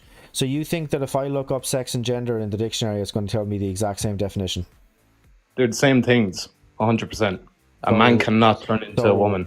So do you think that if I look up the definitions of sex and gender in the dictionary, that they're going to be the exact same definitions, word for word? I don't care what you look up, but you can't change my mind that a so man is a woman. prove that sex and gender know? are the same things. Like, they've always been the same things. No, they haven't always been the same thing. So Like, wait, literally how many never. genders are there? At least two. According to you? At least two. At least two, yeah. Like, at least. That's like the minimum amount that there is. Right. Okay. Like, so there's no way that you're going to try to convince me otherwise. Okay, so what do you think the definition of gender is? The sex that you're born with. So gender includes a definition where the definition includes the word sex. Okay, so what's the definition of like your sex then? You're either male or female. There's no need to overcomplicate these things. Well, no, not quite. Sex is not a strict binary either.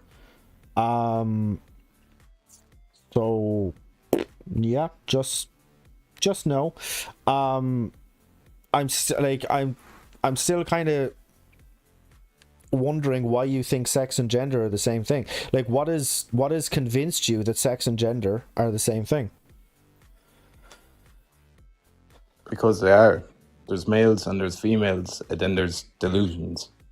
That's it. Yeah, there's male and there are females. Yeah, 100%. And then there is gender, which is a social construct that we as humans invented. So Okay, something so- is rooted in biology, and the other one is just a thing we made up. So do you believe that, because there's a lot of people out there that believe that a trans woman can give birth. Would you believe that?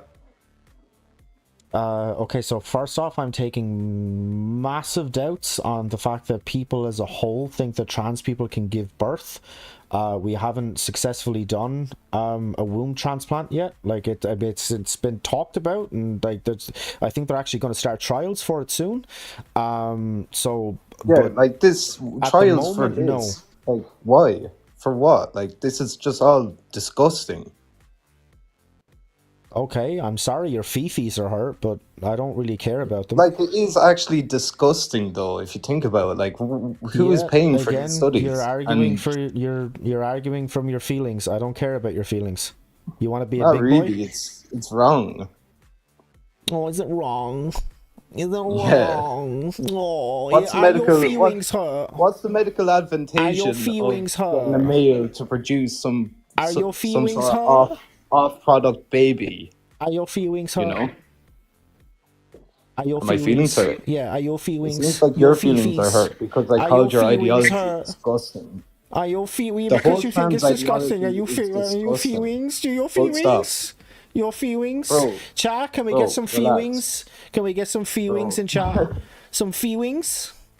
Mate, Some what are you doing? fifis. Because you're being fucking ridiculous. This is stupid. I don't care about your fucking Mate, you're the guy- feelings. you're the guy I don't that's care trying to about what imitate. like what you personally find disgusting or don't find disgusting. I find It is misogynistic. disgusting. Operating on means I to find turn them into misogyny females. disgusting. I find people who think that fucking Donald Trump is going to be a good president. I think that they're fucking stupid. Like why does it matter what I fucking think? The point is, are sex and gender the same thing? No, they're not. It's never Mate, been the you're same getting- thing. So, Okay, take a breath for a minute. Take a breath. like, I don't Like, care when about what your feelings are. Explain to me how sex and gender are the same thing, or get the fuck out. Simple as that. I'm just saying that the whole trans ideology is wrong, immoral, and disgusting. Full stop. That is it. Promoting this ideology So just to more young minds. feelings. Promoting- So more feelings. Promoting this ideology to young minds is literally poisonous. So feelings. Disgusting. So feelings then. No, that's just my statement. So feelings. That's all I have to say. So feelings. No That's how feelings. you feel. It's disgusting. That's how you feel. So feelings. And a lot of people feel this way. A Oh, lot. feelings. Feelings. Is that your response? To Because imitate. you're just arguing from fucking feelings. I don't care about your feelings. I care about what the facts are. And the Okay, fact tell me is that the- sex and gender are Tell me not the same medical thing. benefit of these experimental fucking surgeries to produce men into women. False women. It Tell me what are the lowers benefits from this? it lowers suicidality by about 70%. That's not actually true though. A lot Yes, of it people is absolutely post-op true. Yes, are it is actually more absolutely true. depressed. No, they're Past not. the years. Nope. There's a study on it. Nope. There's a study, bro. Look it up. A lot of them regret their surgeries that they get at a young age. Nope. It is 1% regret rate. Do you know what the regret rate Man, for a you are knee surgery literally is? promoting such a dangerous, disgusting ideology to fucking young minds. Like, this is just fucking feelings, wrong. feelings. I don't care. I don't Oh, care about your mate. feelings. Do Literally, you know what you the are regret? gonna cause so much downfall in shush, society. Like, shush, what the fuck? Shush. Do you know Don't worry, what the guys. regret Don't worry, rate? children. Do you can know? cut off Shush. your penis and Shush. become a girl. Shush. Anything's possible. Shush. We're gonna pump these kids up Shush. with hormone change and fucking drugs. All right, okay. You didn't shush. So.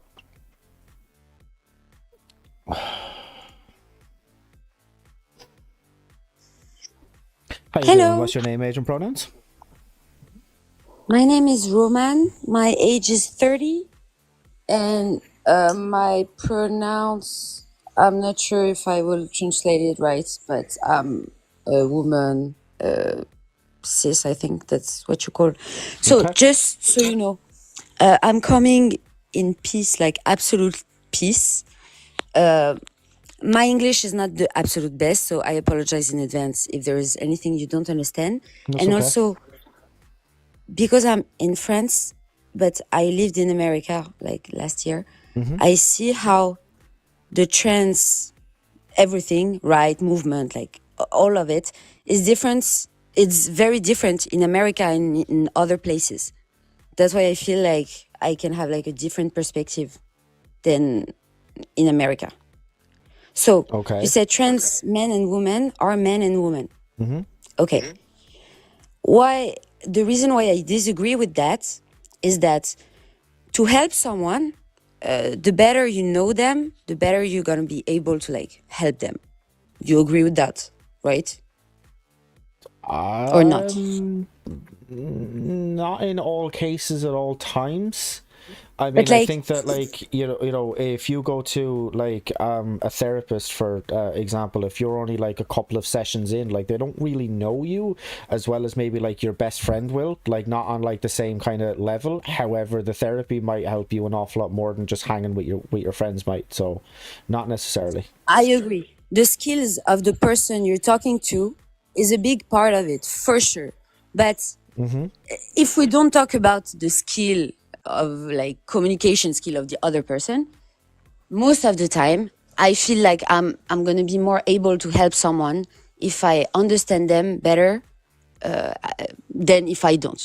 Why do I tell you this? Because in my building apartment, there is this woman, and so we became friends. You know, how is it when you're like living in the same building? At some point you can become friends. And she's transgender. So she used to be a man and she transitioned and now she's living her life as a woman, right? And Okay. because now we became friends, we drink wine and smoke cigarettes like French people. When I talk to her, it will be crazy if I ask her like, how is her period cramps going? You know, it will be like absurd, like, you know, like comically nonsense situation. But because I know her like kind of well now, I know what are her problem and life goal, and like, you know, I know that what she's living through is not the same as a woman experience. It's the trans woman experience. And it's a very, very particular experience. For example, just to say one example, like in the dating world, there is one big problem that she told me she told me, so I believe her, that a lot of her transsexual friends have the same problem, is that men tend to like fetishize them, right? Maybe you heard that before. Yeah, I mean, it's a problem. Yeah, exactly. And so when I talk to her, I cannot be like, she's not a trans woman, she's a woman. I'm going to talk to her like I would talk to like a friend of mine who was born a woman. It will make no sense.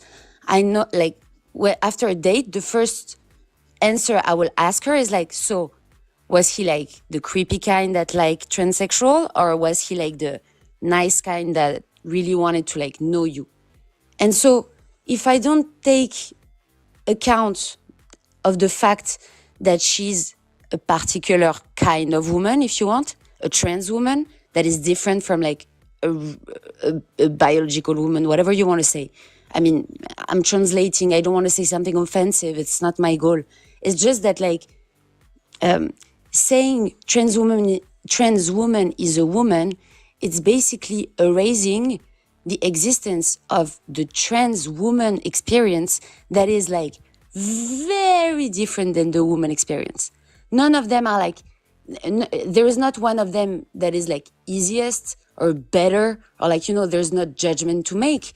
It's just two like, it's two things that are two experiences, that are very different from one another. And both deserve to be like acknowledged and respected. Sorry, I stopped talking forever now. You're okay. No, but I mean, like, I just think that, like, even two people, you know, who are biological women, I mean, like, they're not going to have the exact same kind of lived experience and stuff like that. Like, so I mean, like, even the whole kind of like woman experience and stuff like that, like, or like, I mean, like, they're not going to be the exact same for every single woman at all times, right? So yeah, I mean, no, like, of course. yeah, so like, but it doesn't change anything. Right, yeah. I mean, I guess like the point is it would just be kind of like simply just so I could find a woman, just for example, and right, her lived experience might not be the exact same as your lived experience, but that doesn't. Oh, no one's experience is the same. No one's experience. The same way there is no two people with the same faces. I mean, theoretically, there is no two people with the same experiences. There's no doubt about that. But still, the experience of a woman, it's closer to the experience of any other woman than the experience of like a man, for example. It's just like you're not treated the same, you're not experiencing things the same. Everybody's different, that's for sure. But still, I cannot, like, for example, a woman, almost every woman I know are, I mean, not afraid of men, but they are aware that there is a risk that something can happen, like something bad can happen with the men. You understand? I don't have to say the word. They are like aware of that. Okay? Okay. So, if I talk to my friend, this is not, like, I know this is not something that she's talking about the same way that my biological girlfriends are talking about. It's something that is different, and I have to understand it in order to like be a good friend and understand her better. You know, it's like they don't have the same problem, they don't have the same want and needs, and you know. Yeah, and I feel like saying trans women are women is like kind of erasing that specificity by saying everything is the same and we're all the same and nothing is different, but at the same time everything is different. It's like, yeah, but trans women experience is so different. And you can say, yeah, but two women's experience is different too. Yeah, but I mean, the transitioning, the medical part, the chemical part, I mean, yeah, but their experience are like very similar. You can agree on that. Like, you know, it's not everybody's, it's not in everybody's life a big like transition like this. Not everybody experiences a big transition. but trans people, they do. And that's a very particular experience. It's its own experience, you Right, know? yeah, but I mean, like, it's all part of the kind of like woman experience, and that's I guess the kind of point. Sorry, what do you mean? Well, I mean, like, a trans woman's experience would be part of like the like wider collective woman's experience.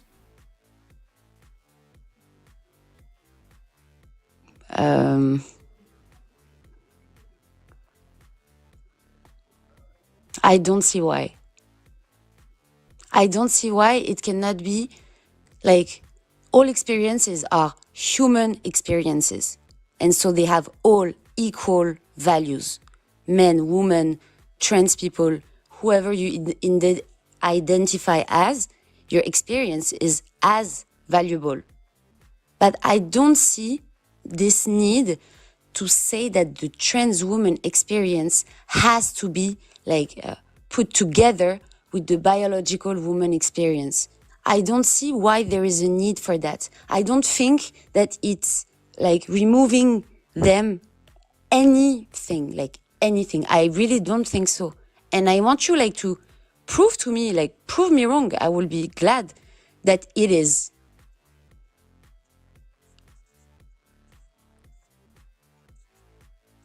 Well, I mean, I can't literally kind of prove to you. I can only go off of what like the trans women are like saying, of like what I have heard them talking about when they're in just like conversations with other trans women.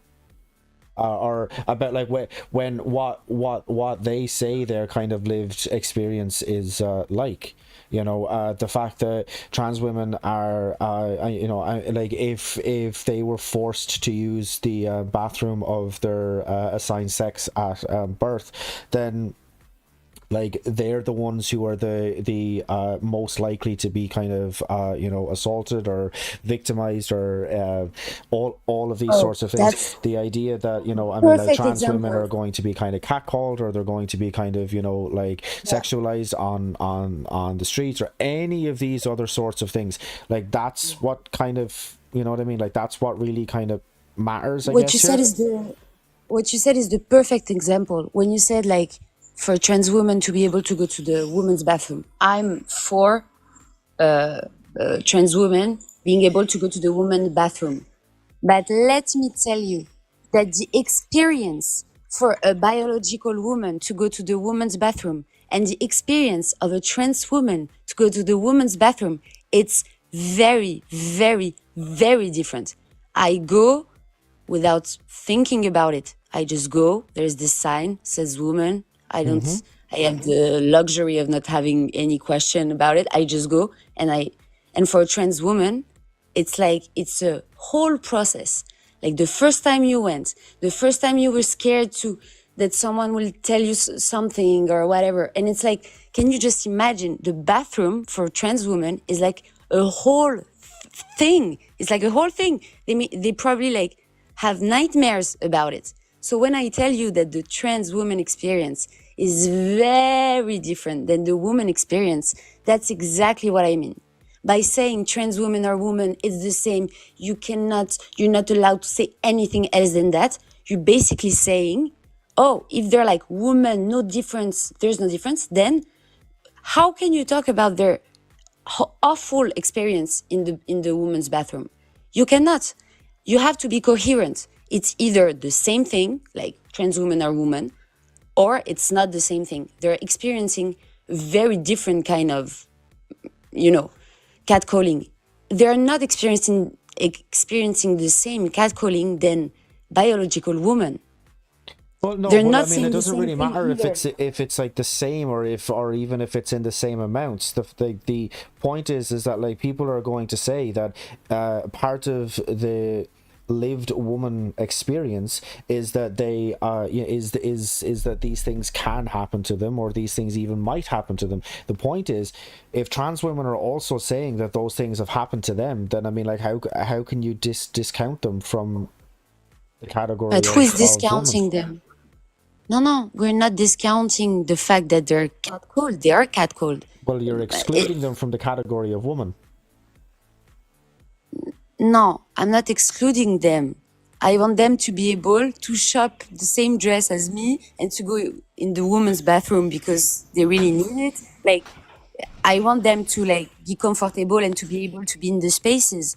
What I don't think is healthy for anyone, because it cannot really make sense. Like, theoretically, it's to say a trans woman is a woman. I'm really about like being nice and open and with trans people. I'm really not anti-trans people. I hope you understood that. But I don't think that saying that, because this phrase is so easily like breakable, so easy, you can so easily understand that it doesn't make sense, that most people would just say, oh, I don't agree with that because this makes no sense. If they think that, it means that they are delusional. And most trans people, I don't know if you know trans people, if you talk to them, but most trans people, they absolutely know that they're not like a woman, but a trans woman. I can guarantee that they know, because they transition for it. It was their goal to become a woman. So like, they work for it. They suffer from it. You know what I mean? Like, they don't want to hide the fact or to be ashamed of the fact that they transition. I mean, there is no reason to be delusional about it. So most of them are not. And in France, because this subject is a million times less politicized than in America, it's way less of a problem. Yeah. Okay, just hang on just for a slight timeout, right? So occasionally we will have topics on the live where it is a little bit prudent to not just kind of step back, but to allow a woman up to kind of talk about, like things that exist in like a woman's lived experience or in women's spaces or anything else like that. So without further ado, Savage, take it away. I'm going to take a pee break. Hi, I'm Minnow, almost 40. Pronouns are whatever you want, but I was born with a vag, so most people go with she, her. I wanted to come on because I really do feel like you are sincere in what you're saying, and I do feel like you're respectful.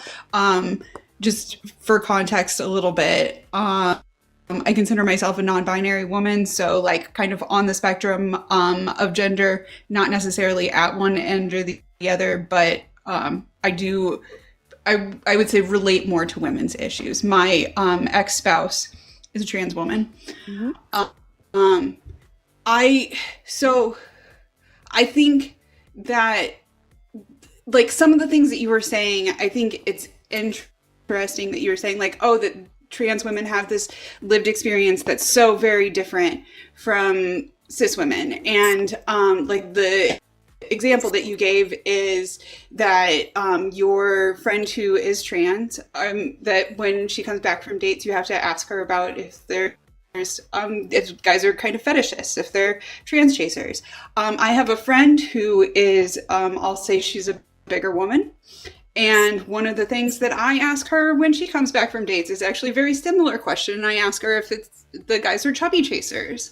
And that is, just because like you haven't experienced like the, guys who are fetishists doesn't mean that like the whole experience of like, ooh, is this guy into me because he's into me, or is he into me because he's like into this one aspect about me that he's like gonna be creepy about? That is a woman's experience, I feel like. Yes, it's different for them, but it's also different for tall women. It's also different for and I feel like the whole thing with the bathrooms, to me, I think it's dangerous, first of all, for trans women to go into the men's room. And I think that it's dangerous to say, oh, you have to go into the bathroom that aligns with your genitalia, because we're not going to have somebody at the door doing checks because like, ew, that's gross and creepy. No, but and you heard that's what I said. At that point, if you're saying, oh, you have to go into the one that aligns with your genitalia. Just let me finish real quick, please. That's I think not that what at I that said. I point said in the time, opposite. you're basically asking cis men who I think that, okay, well, and here's my point on I that said is the that I opposite. think I said I agree trans with women you. should go to the Then, women's bathroom. then I agree with you. Okay, that's fine. That's fine. Sorry. Good. Then I agree with you because I think that asking trans men to use the bathroom is basically sending up a flag to like creepy cis men saying, oh, you can come into the women's room and just say that you're trans. And like that to me makes the women's room then dangerous. So I do very much agree with you on that point then. I'm sorry, I misheard you. I'm sorry, my accent and stuff. But yeah, that's... no. I wanted to say like your English is like excellent. Like, thanks. Seriously, I've been able to understand you. Besides that one point, I feel like I've been able to understand you really well, and your English is excellent. I feel like you've articulated yourself very well. Thanks a lot. First of all, thanks a lot for acknowledging that I'm for peace and I have good intention. About the thing you said about like you have a chubby friend, you ask her like, was it a chubby chaser? Like this thing. I agree that for men, women, trans men, whoever, you always wonder if the people in front of you is interested in who you are or your physical appearance, to have sex with you, for your money, for your power, for whatever. And I mean, that's just a human experience to wonder if the opposite person is interested for you for a thing or another. It's just that this particular friend, and I mean, I talked to her, I believe her, and I know that one person is not a good, it's not enough to make an example, but she told me that like most of her friends have this same kind of problem where it's like, yeah, every time they go on a date, they're gonna ask themselves like, am I gonna have this problem where this is gonna be like a question or, a thing that is there, or is it just for me, for who I am? And I have to admit, I'm not asking myself every time I go on a date, like, is it only for sex? Like, I'm not that, like, suspicious. And I know that she has to be, because unfortunately, like, life just showed her that she just have to be a bit more suspicious maybe than other in the dating world. So it's just like, I'm acknowledging that her experience is different in aspects than mine. So I'm just, instead of saying, all of our experiences is the same. I'm just saying I'm gonna adapt to what I know of you to like, to ask you the right question and try to make you feel like heard, basically. Yeah, I'm just saying that like just because your experience isn't the same doesn't mean that it doesn't fall under like the umbrella of like women's experiences. Like my friend who, like I said, she's a bigger girl, she does have to ask herself that every single time. I'm a taller person. Whenever I specifically like cis men, whenever I go on a date with a cis man, usually I am taller than him and I have to wonder, is this a thing that he's into because I'm tall, or is he just like into me and I happen to be tall? Like that's literally like, no, I agree. That is some women's shared experience, is that they have to think about that every time. No, but like that's also true for men. I mean, if you I'm have just saying that I don't think that makes them not women. No, but that's not. I don't think that their experience being different than yours makes them not being. Okay, not women. so being born a certain gender and being raised probably until but to be raised as a certain gender, and at some point to decide to change and then to go through with that change, I think that it's a very particular, very powerful experience. And unless, you were like Mormon or you were like very religious, very practicing, or if you have any kind of very, very big transition in your life, I'm pretty sure you could compare those two experiences like better. You know what I mean? But a transition, like you change your gender, everything, how everybody in society like treats you and sees you in a different way if you're man and a woman. I'm not that, right? I'm not like telling you anything you don't know. So can you imagine having this huge switch in I'm your just life? laughing because it's ironic, but I will let you finish. No, but like it's such a So huge my switch in like I your said, life. my ex is a trans woman, Yeah.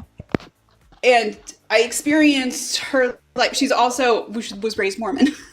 And I would say that like leaving the Mormon church was a far bigger change in her life than Yeah. the changing her gender. But yeah, it is on that level of like it's a life-changing type thing. But I don't think that like just because her experience was different than, you know, she didn't experience a lot of things growing up as a little girl because she wasn't seen that way. But just because that was her reality doesn't mean that her reality is any less of a woman's reality. It's just a trans woman's reality. Does that make sense? I understand what you're saying. The thing is that there is a logical thing that doesn't exactly work because you can. The thing is, like, I don't see why it will be better this way. I don't see why it will be healthier for like a trans person even to make like, you know, to say this. Because, of course, like we said, we can all experience like things that are like the same about going on a date and thinking, oh, they're going to judge me on this and that, or like having a big transition in your life. We can all have experience that can relate. I agree. We all have like things in common. But then what's the point of making groups? What I mean is that we're talking about women, but then what is the man experience? Does it even exist if you know, if you can say, yeah, it's a woman experience, but it's also a trans woman experience, a trans woman's like, you know, where do you cross the line? And if you don't, then you can just not name things.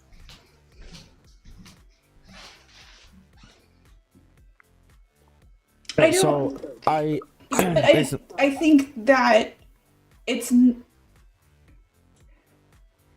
I think that it's just the issue of that there is this label and it does apply to them. And it's if you want to break it down, you can break it down further. But the overall term of women is an umbrella term that includes trans women. And frankly, I think, like you were saying, it's very different in America than it is overseas. I haven't lived in France, but I've lived in the UK. And I will say that it is very different. I think that for most American trans people that I've kind of had interaction with, what they're fighting for, what we're fighting for, is even just to experience the way that you know trans people experience life in the UK, where they're not being forced to wear the clothes, you know, that correspond with the gender of their birth, or that they're allowed to use the restroom of their choice, and those types of things. Those rights are being taken away. In the state that I live in, anybody who is on any type of like medical assistance for any state medical assistance can't be on any like HRT, any type of hormones or anything. Not only like, even if they paid for it out of pocket, like the state will stop covering their other medicine. It's not even that they won't cover those, Okay. it's that they cannot be on them. Can I say something? Like And those types of things that like they're losing their rights to do those things. can I say Yes, something go on ahead. Mr. Theory? And I once Sorry, again, I'm blabbering on. yeah, okay. So all the thing you just said that is happening in your states, it's very sad, but I feel like it's not being happening in France, and it's been happening where you are, because if I was forced to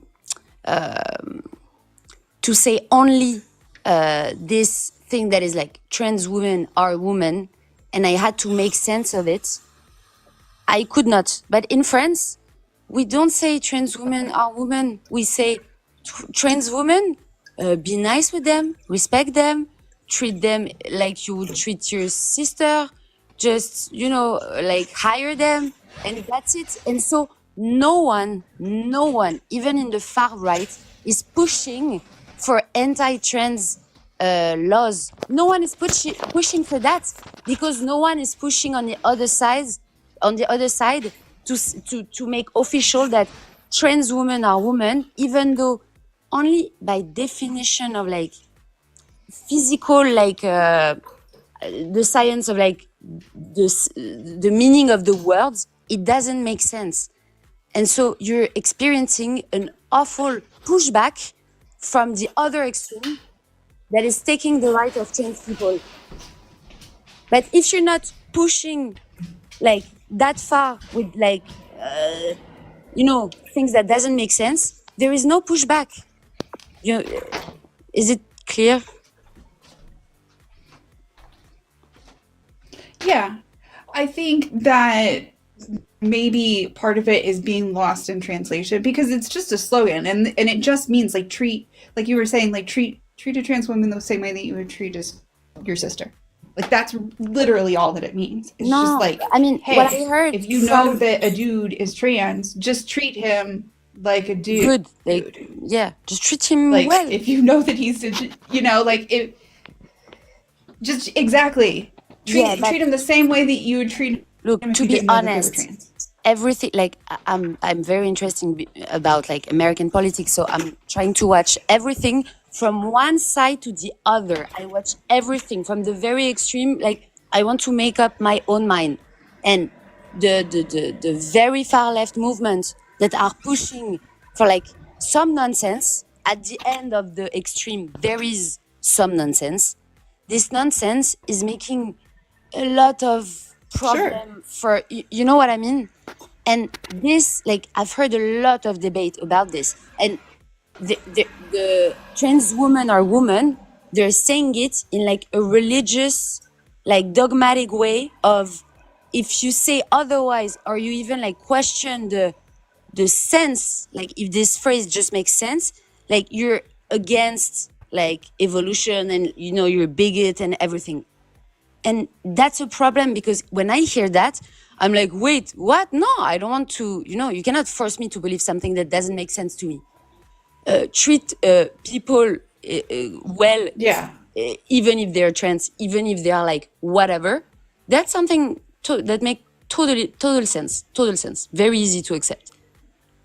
Okay, guys, I think we've kind of gotten to a point where there's a little Yeah. bit of So I think agreement we're there, in and that was a agreement on good and a kind of a productive conversation. But yeah, we're going to be moving on to the next guest. Okay, but so, Stefan, yeah. can I just ask you a question and then I will disappear forever? Just one question. Sure. Why did you not look? Honestly, I think that in America, like sexism is way worse, and it's not your fault. It's just your culture. But why don't you want to engage with me? You didn't want to talk to me at all. You just took another woman, and you're like, oh, two women just talk to each other. Why you didn't like want to talk to me, argue with me, prove me wrong? Like, you know what I mean? I talked to you for 12 minutes before Savage showed up. You said nothing. Well, we talked for 12 minutes and you didn't just talk I straight think for I was 12 minutes. jumping in the However, comments saying like I want to talk to her. So well, yeah, there was also that, and there was also the idea of, you know, I mean, like me trying to explain to like somebody, I mean, like what kind of fits into the kind of category of woman that's going to hit an awful lot harder coming from you know, somebody who is like at least biologically in that group. So that's why I brought Minnow up. So but yeah, so that's definitely it. Then why did you put it on the list of the thing you want to talk about? If you just said, oh, two women to talk about, this is better. Like, then why did you put it in the list? Just because I have talked about it before and I'll continue to talk about it again. I just thought that for the sake of this conversation, considering that you didn't come out of the gate extremely combative, that has a little bit changed actually in the last couple of moments, I can't lie. But that I just thought then that the idea of, you know, Savage coming up, she might well, you said any pronouns, so but that like Savage might have like a better or like a different approach to it. No, So that's the yeah, only but I that's come the to only the reason live why that because I was. wanted to talk with you. I wanted to talk with you, and I feel like you kind of refused to talk to me, and you were not interested to talk to me. Honestly, you didn't want to engage with me.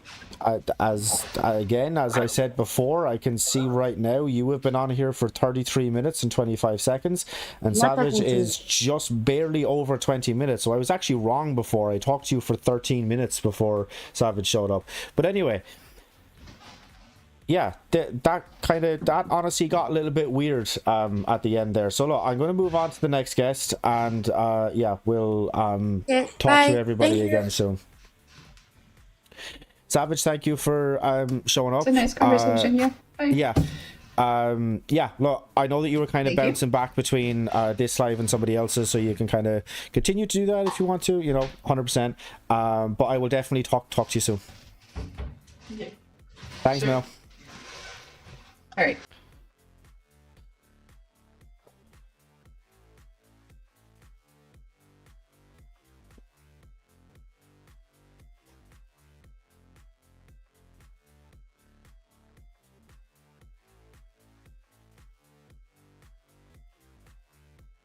All right, next person doesn't want to come up.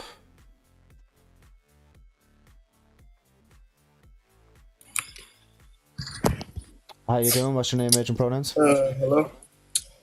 Hi, my name's Aubrey. I'm 20 and I'm he, him. Okay, what do you disagree with on the board? I disagree with Donald will ruin the US Okay, because why so?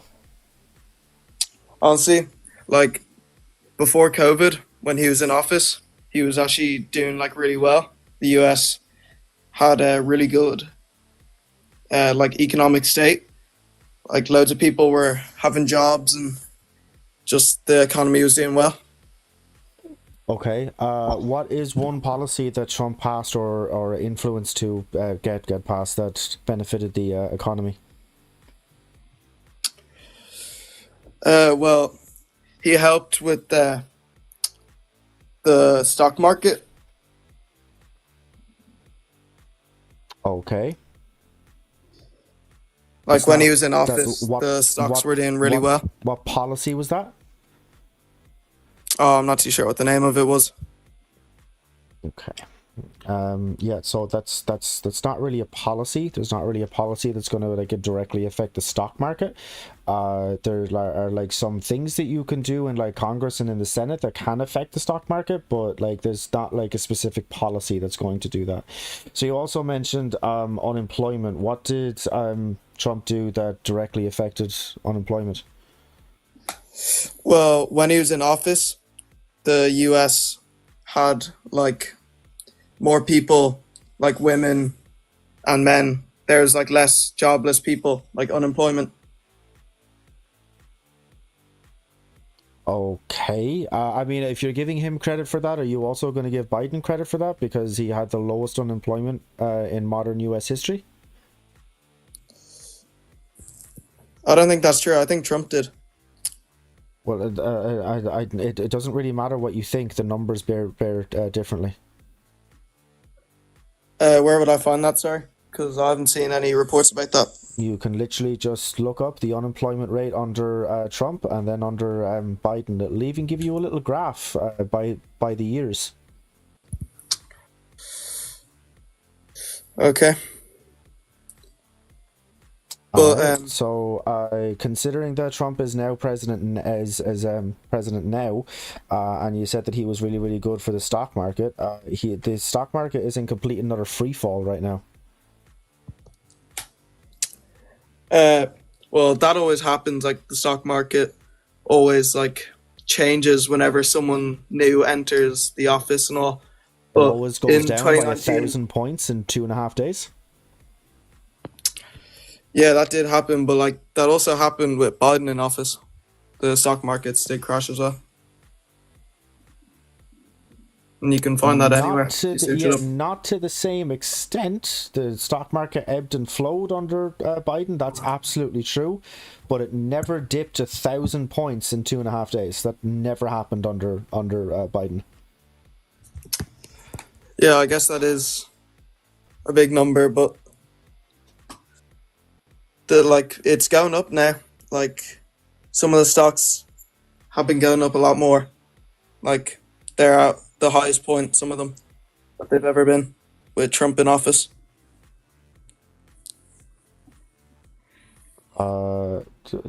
What stocks are at the highest they've ever been?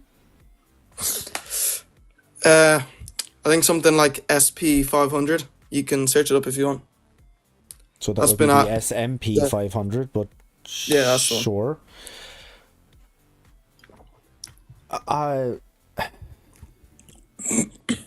Yeah, okay. So what policies right now is Trump influencing to get passed that is going to benefit the middle and lower income earners rather than the 1%?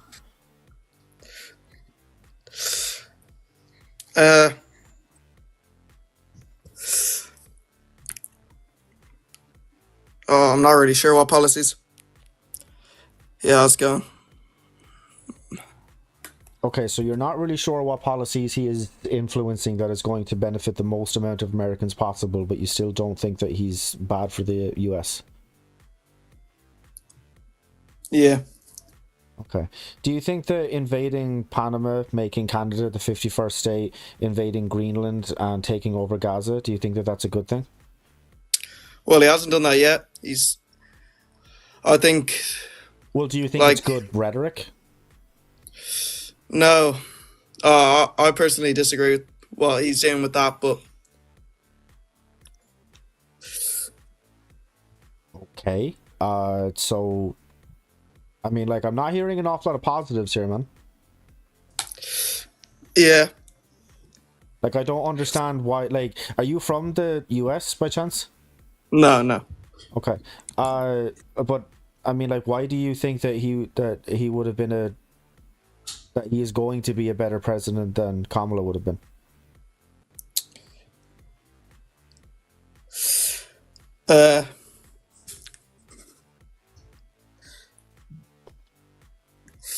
Kamala is like a bit stupid, I think. Some of her things were. Some of what she was saying was just not true. Like what? Like she was saying how she was gonna like help the Americans with all this stuff, and when she was like in the office, she literally did nothing for the few years, like not in like present, but she was doing like nothing for the US. Okay, so you realize how little power the vice president of the United States has, right? Yeah. But yeah, But still, so I think she could have when done more. Kamala was, well, no, she couldn't have, and that's the point. So when Kamala Nah, was but she- vice president, the only things that she could do was to fill in for like meetings in place of Biden, if he couldn't make it, or if he was just, feeling extra senile that day. Yeah, but Biden was or- all over the place. He was like just doing random stuff. Like he was a terrible president, personally. Or That's what I think. Or is to break a tie-breaking decision in the Senate. Those are the only things that the vice president does. And then, of course, to kind of step up as president if, something kind of serious, if a president was to pass on whilst they were in office, that is, those are the three things that a vice president does. So you're saying that Kamala could have done more, but she literally couldn't have, because that's not in her ability to do so. Yeah, okay. But she's still I think she could have done like more like helping Biden with like his stuff, because honestly he was all over the place. He was just doing like he did nothing for the economy or He did a the bunch US. of things for the economy. What are you talking about? What has he done? The Build Back Better bill. What's that?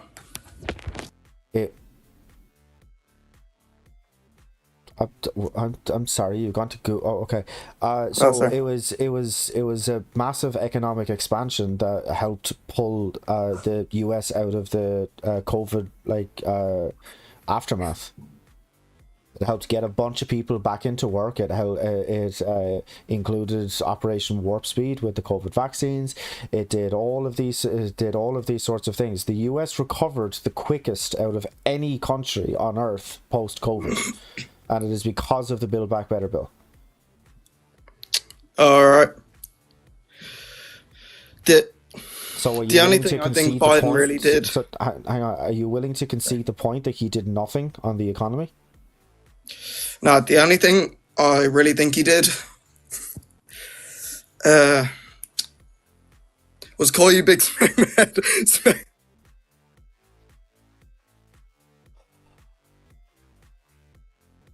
All right. You see, Scott and Jarrett were two people who were kind of there that were kind of encouraging me to move on from the last person. The last person seems kind of good now, really, don't they?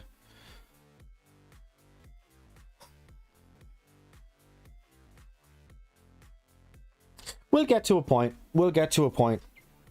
All of these fucking idiots will just kind of turn and yeah, we won't have them anymore. We'll have blocked so many of their accounts, we'll have done all of this sort of stuff, and they won't be able to come back in. That's the goal anyway. That's the goal.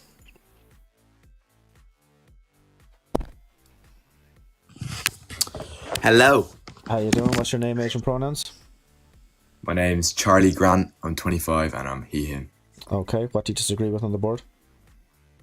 I don't necessarily disagree with absolutely everything, but I'd say with Donald over in the US, I disagree. I'd say slightly. I still massively respect you, and I don't want this to become like a argument. But I think for the US, like he's gonna be terrible for all the other countries. Like he's just gonna ruin the relations with all the other countries. But for the US, I think because he only cares about himself mainly, but he cares about the US, so he'll prioritize that, and that will be his main focus. So yeah, he might actually be in the long term with like the tariffs and stuff. He'll bring back companies to the US, and like he is only thinking like self-centered about the US, so he could end up like helping them. Right, but the US consumers are going to end up paying more for their basic goods and services whilst the tariffs are in effect. So how is that helping them? Well, the tariffs only on imports, and once they come back into the US, they won't have to import it anymore because they'll be in the US. Right, but there's almost everything that's sold in Walmart, for example, is made in China. Like everything that the US imports from China, that's not going to be manufactured in the US, at least not in the next couple of years. Even if they were to kind of make all of the manufacturing plants for them, they also get the vast majority of their lumber from Canada. They get like the vast majority of their like coffee beans and stuff like that from Mexico. So all of these things that like, then this is like basic day-to-day goods. That's just like a number of them. They're all going to cost more for the US consumers. So how is that benefiting them? Because in the long term, like he's like seeing, like trust me. Hear me out. Okay, in the long term, they will eventually, over time, maybe not in his presence, then see, but then it will become America. What? Okay, sorry. I had a bit of stutter there. They will No, it's over not that. time. It's just the last statement didn't make sense. It will over time become America. They'll become American. Sorry. I'm sorry, Stephen. I'm sorry. So no, I completely disagree with you actually. So I think that in the long term, it will actually help America because I think they won't have to keep importing stuff from China, which will make them less dependent on imports. Right, but but they can't manufacture everything that they import from other countries at the moment. They literally don't have the capacity to do. Yeah, but there's definitely a majority that they can. Like a majority of the goods. Like obviously, then you're never going to be able to grow like certain stuff in America, make certain stuff in America. Well, Like, yeah, at the sure. end of the day. Well, I mean, like technically speaking, they can like bake like an awful lot of their like electronic products. They can make those in the US if you want to pay like 3 times more for them. If you listen, if you want to be sitting, wherever and watching the Apple event in September, and they bring out their latest lines of phones, and the iPhone 17, the fucking base model with the lowest amount of storage, now starts at $3,000. If you're okay with that, then I mean, I'm sure fine, but you're gonna be alone. Yeah, but why is the products cheaper in like China and stuff? It's because of child labor. So if you want to make the products ethically, you have to make them in America. Sure, but that's like that's not That's helping right. That's consumers. right. Chat, am I right, chat? That's not helping Sorry? consumers. Stop appealing to chat. You're not talking with them. You're talking with me. So that is absolutely true. I'm not disagreeing with you, but on the I mean, like, this is like capitalism at its core. I know, but like you have to think of like the poor Chinese kids. Like Liam Lin doesn't want to be making like stuff in like China. Like if you can make it in America. You absolutely can make it in America, but no American consumer is going to be able to spend that much money on a new phone. It's just not going to happen. Maybe they don't need the new phone. Yeah, you're right. They probably don't. But I mean, like, phones break, your contracts run out, washing machines break down, fridges break down. All of this stuff kind of happens. It comes a time you're going to need to upgrade. And I mean, if you personally want to spend 5 to 6 times the amount, and you have no issues with that, well, then your bank account is healthier than mine. But Okay, well, I think you'd be right if you thought with your brain instead of your fucking smegma head, you bald twat, you stupid bastard, your wife's a fucking... what the fuck is wrong with these absolute motherfuck... Jesus Christ, this is... Unironically, chat, I'm not gonna lie to you, this is actually one of the worst that we've had for fucking trolls and shit like that. Like, it's... Unironically, it's actually one of the worst.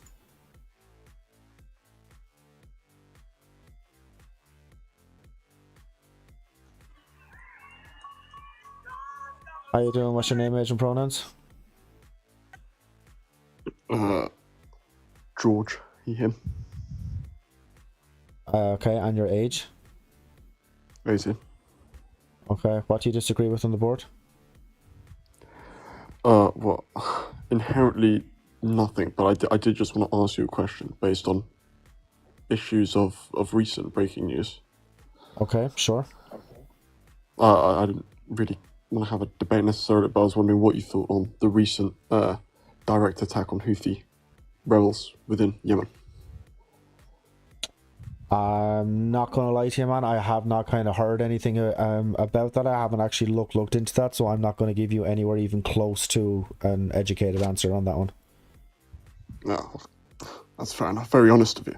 Sorry about that, man. Can I apologise? Anyway, you have a good day in that case. All right, man. Take care.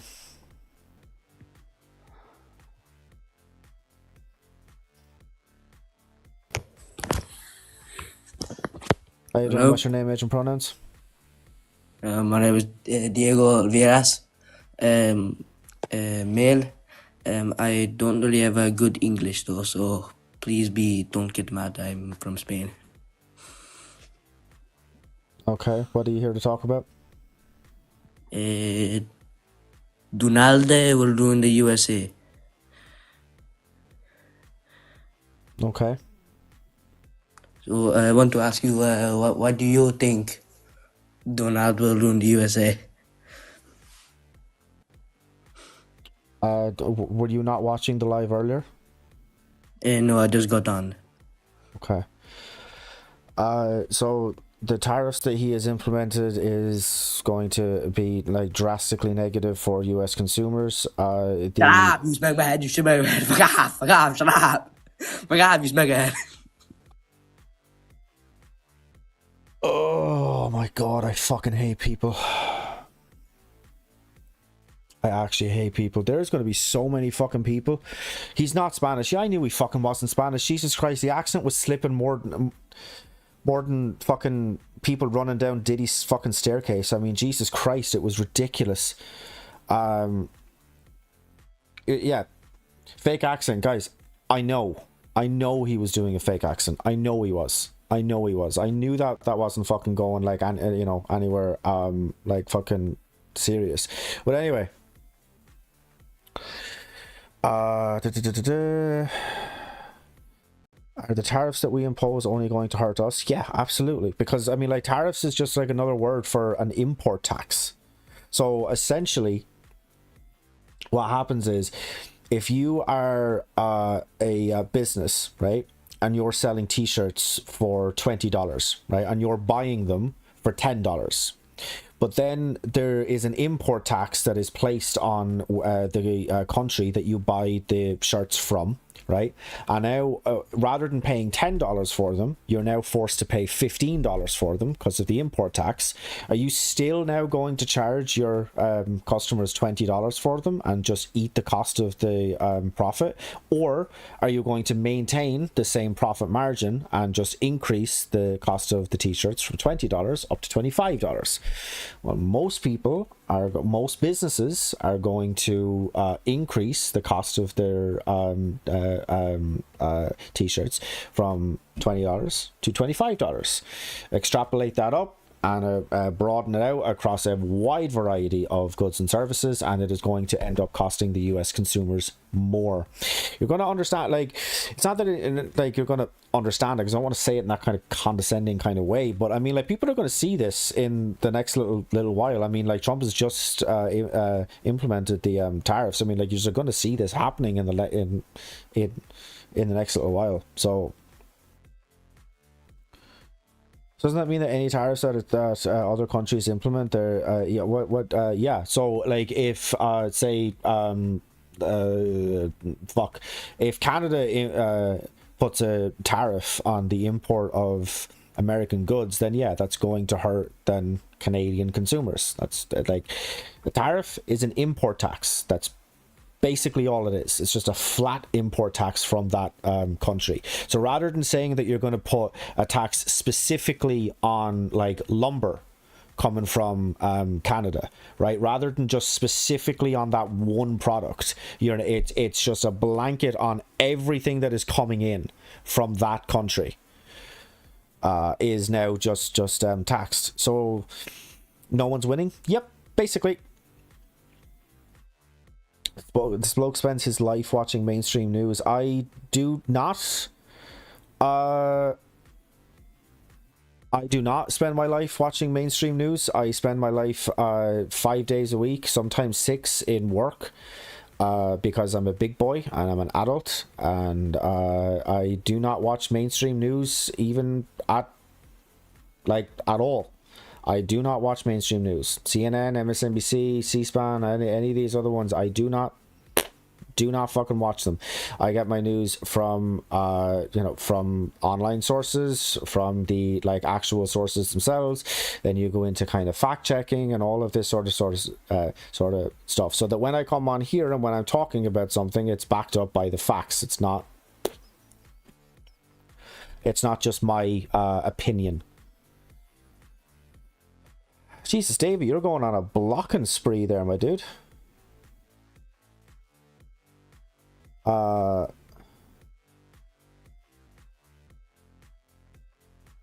It's unbelievable to me how some people can't understand that tariffs are not a tax on other countries. It's stupid. Yeah, no, absolutely. Yeah, I mean, it's completely and utterly ridiculous. So if your country does tariffs, will you call them out? Yeah.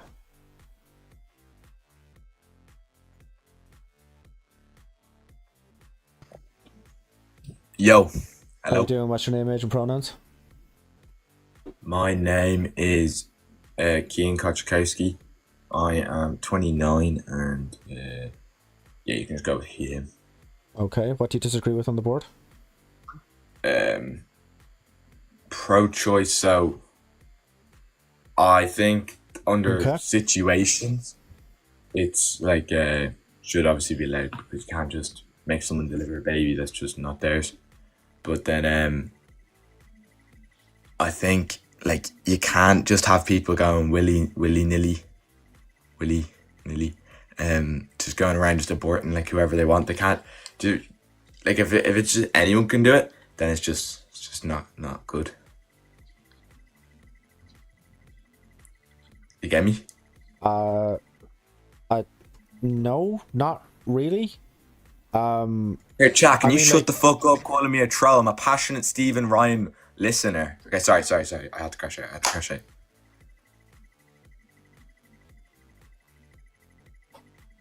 Okay.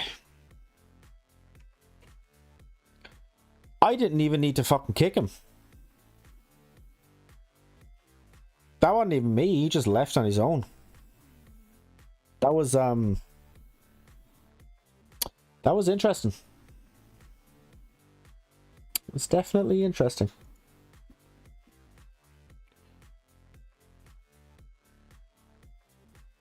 All right.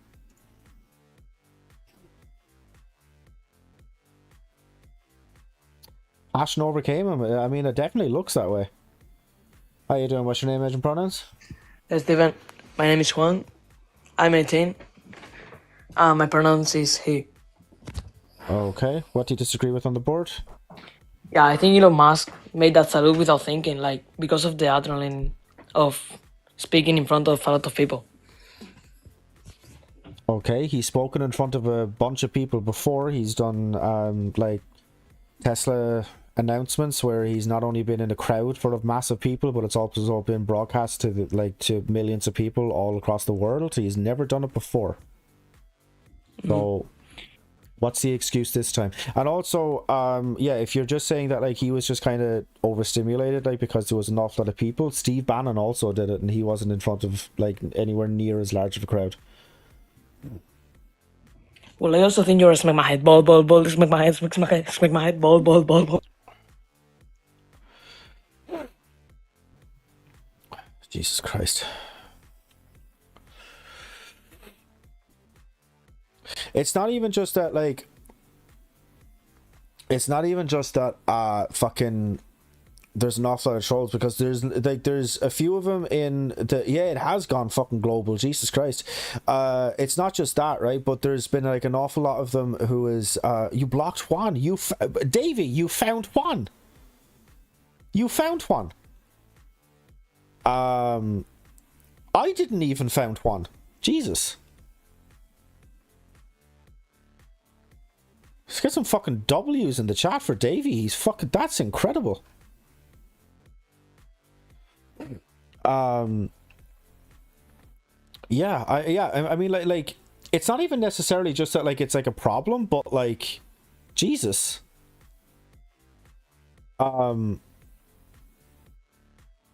Yeah. Fucking mental.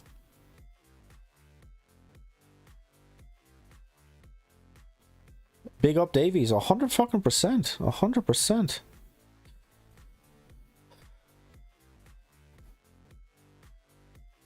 Okay, so I have my reservations about this next guest, but you know, I mean, like, given how the live has gone so far, I kind of think I kind of have to be a little bit on guard a little bit, but we'll see how it goes.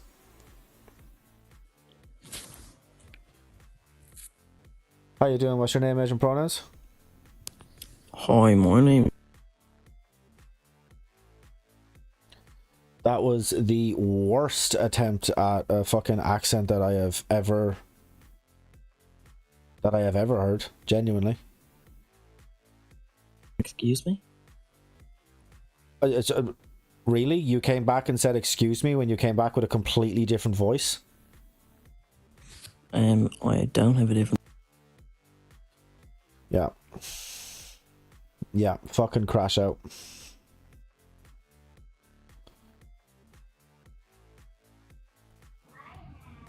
How you doing? What's your name, age, and pronouns? Hi, my name is Bob, and it's he, him. Okay, and your age? I'm 67. I'll be 67 in April. Okay. What do you disagree with on the board? I don't disagree with anything. I'm just so pleased and thrilled to hear your conversation and your ability to want to engage. So I really appreciate that. If I may ask, I apologize. I just scrolled and found your live. Where are you located at? So I'm Irish. Irish. Okay. Well, I'm sure you hear this from Americans a lot, but I have that background as well. So Yeah, we do. Yep. We hear it a That's lot. probably everybody claims to be Irish, right? I mean, everybody claims to be Irish, you know, but like, yeah, you know, they like can't point out where like certain counties are on the map, so it's kind of, you know, kind of lose a little bit of kind of credibility points there a little bit, you know. Yeah. Well, anyway, I'm so happy to hear that you're having this engagement, and I think we need to have more of it, because as I scroll through, I see a lot of these lives from the MAGA folks that just don't seem to have much going on as far as the ability to kind of verbalize what they're all about. It's mostly about just kind of the toxic behavior that they seem to be enjoying so much. And so my question, I'm calling to ask you a question. What is the feeling of Americans from across the way? Wow. America is my favorite, like, non-reality but kind of reality TV show. Do you understand what I'm saying? Yeah, sure do. I mean, like, it's like it would be like incredibly entertaining. I mean, like, Jesus, like the ratings, like, out, you know, like you've never seen before. If it was like a reality TV show, but like but the sad part is that it's not. I mean, like, it's definitely. It's just sad, you know. I have family over in the States, like, and you know, I mean, like, especially what's after happening with Mahmoud, like a green card holder that was then arrested and detained by ICE. I mean, being tortured, from what I understand. But yeah, so my aunt and uncle have their U.S. citizenship, but their kids who have been there since, oh god, I'm kind of testing my knowledge now, but like, say since like 6 and 8. So I mean, like, they're completely Americanized. They have the accent, they have the whole mannerisms, the like attitudes, everything. They are completely American.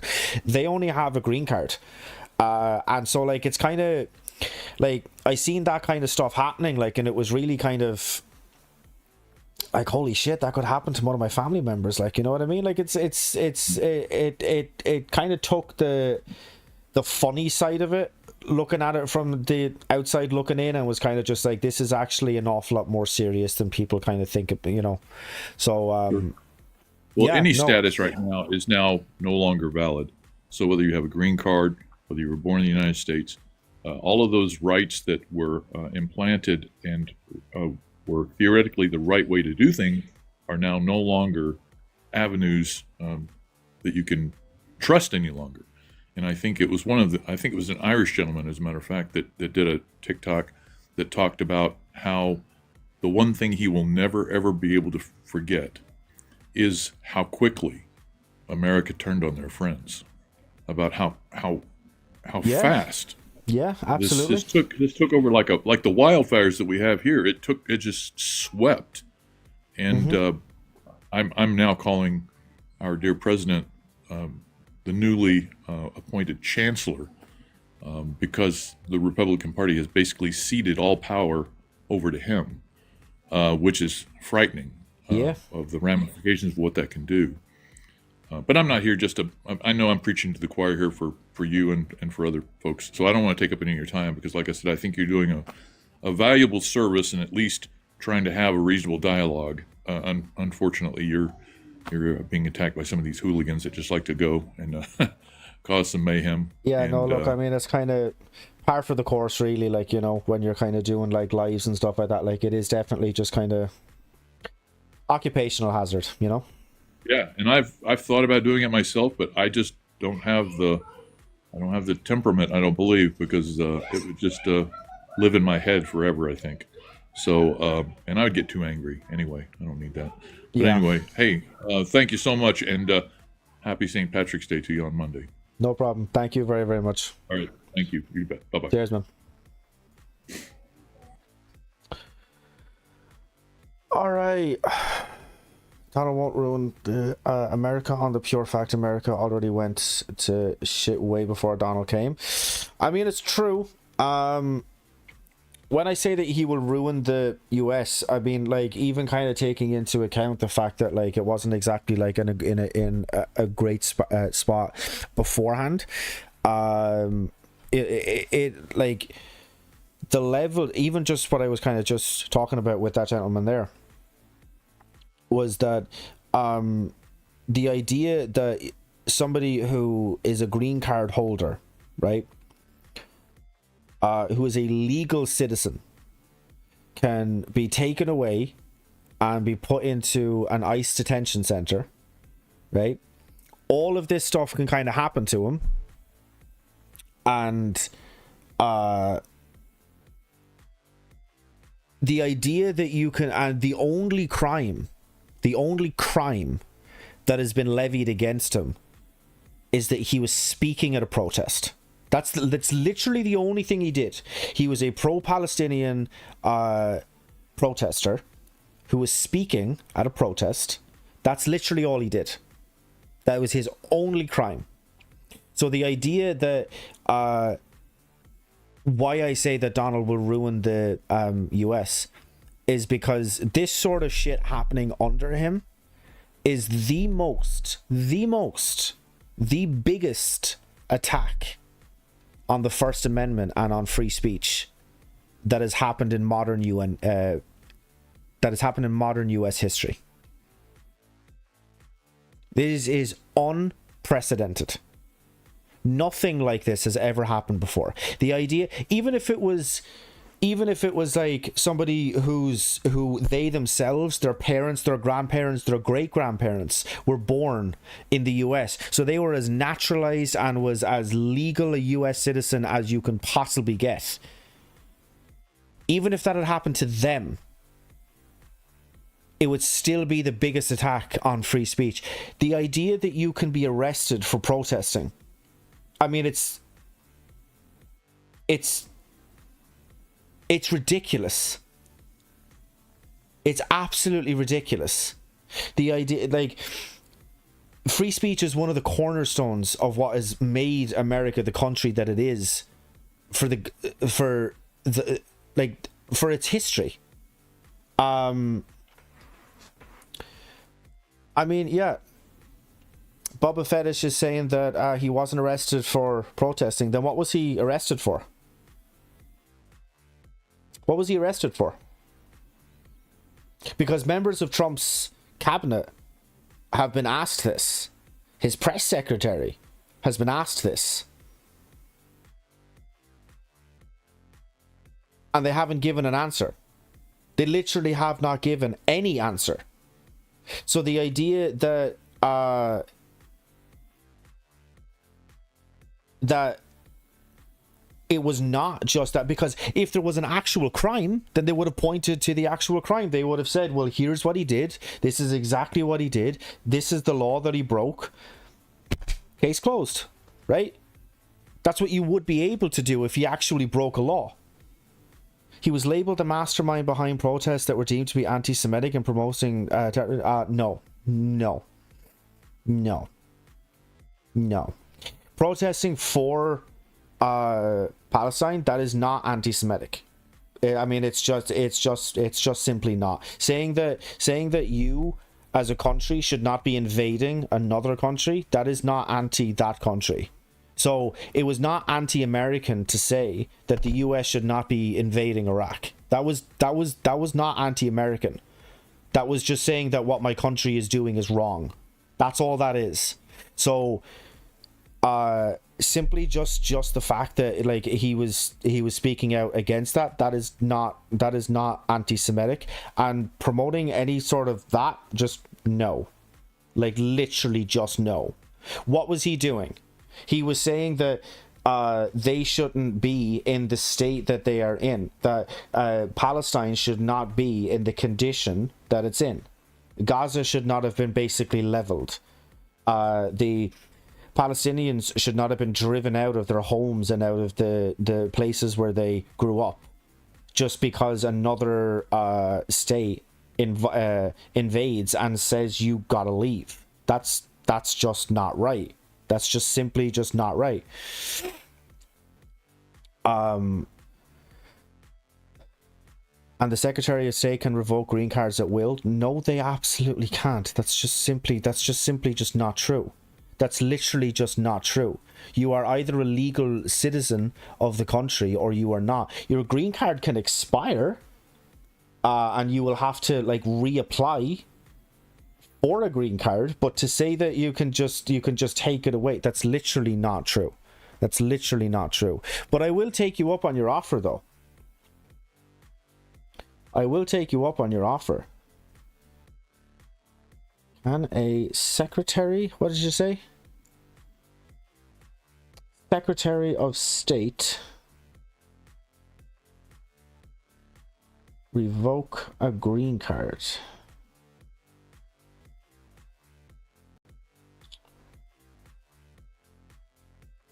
Green cards grant foreign nationals the right to live and to work in the US as permanent residents. They are valid for 10 years and have to be renewed. Only the immigration judge can take away that green card. So it looks like you were wrong.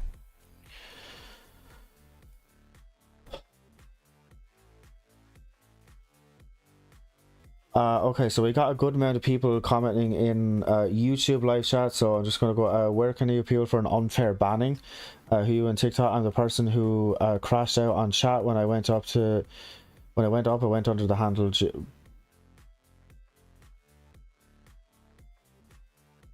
I don't know.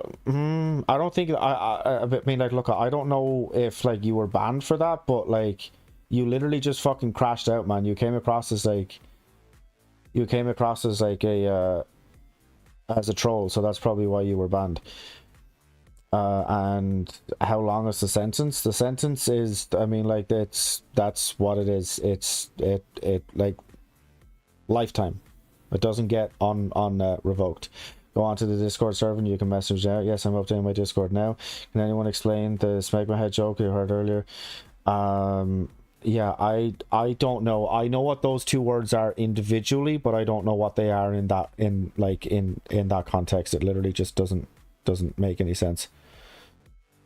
All right, okay, back over to TikTok there just for a little bit. Green card holders aren't legal citizens. Yes, they absolutely are, dude. You're literally just wrong about everything.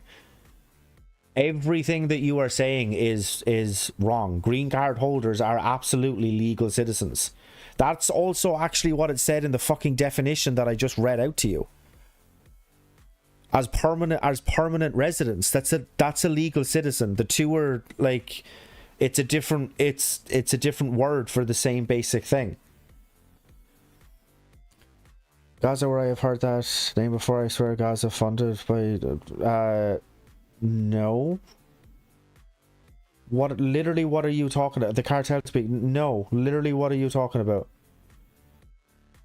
Trump sold his Palm Beach mansion to a Russian oligarch for 90 mil when it was worth 60 mil. Okay, sure. What makes someone a woman? When their personal schema aligns with the female sex. Okay, that's in the Russian oligarch never moved in. Sounds like a buyout to me. Yeah, probably. It won't let you post your source. Aww. It said blocked because of the live settings. Yep, sure.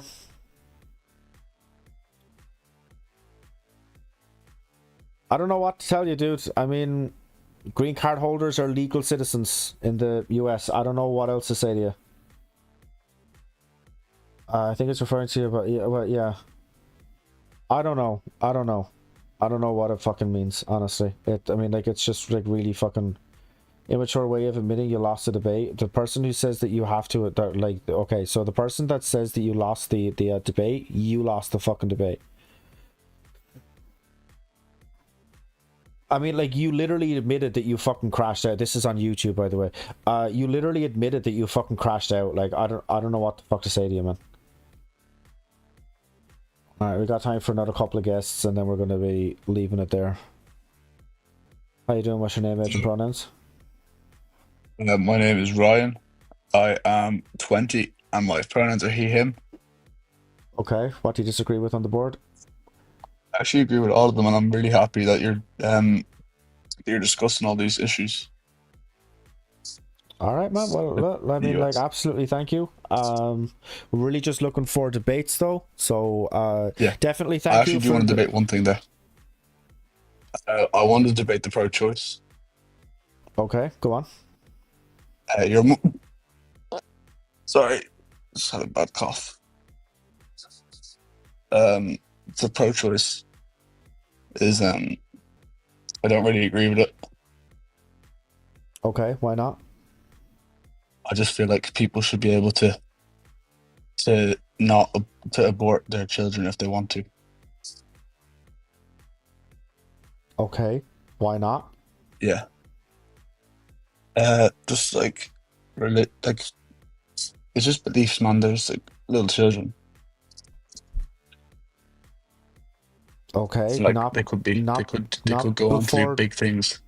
Yeah, they could also go on to commit atrocities. I don't care what someone might go on Yeah, to but do. would you not rather give the benefit of the doubt? No. No. Why is No. that, Stephen? Because it is intruding on someone's consent. Sorry, what do you mean? So if the person who is pregnant does not want to be pregnant, they are not consenting to be pregnant. And so if they are not consenting to be pregnant, then an abortion is pretty much the only way of getting rid of that. So you're discussing rape. What? So you're discussing rape. Is that No. what you mean? No. So then what do you mean? Do not consent. I mean, they don't consent to the pregnancy. But if they do the thing to get pregnant, they should be pregnant, no? No. Consent to sex is not consent to pregnancy. Well, they In have the to same practice way safe as sex. consenting to getting into a car is not consenting Your wife's to getting into a car crash. Snake my head. Jesus fucking Christ. Davey, you still here?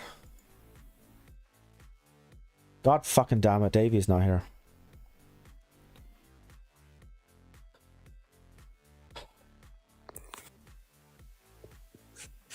How you Hey, doing? What's your Stephen. name, age, and pronouns?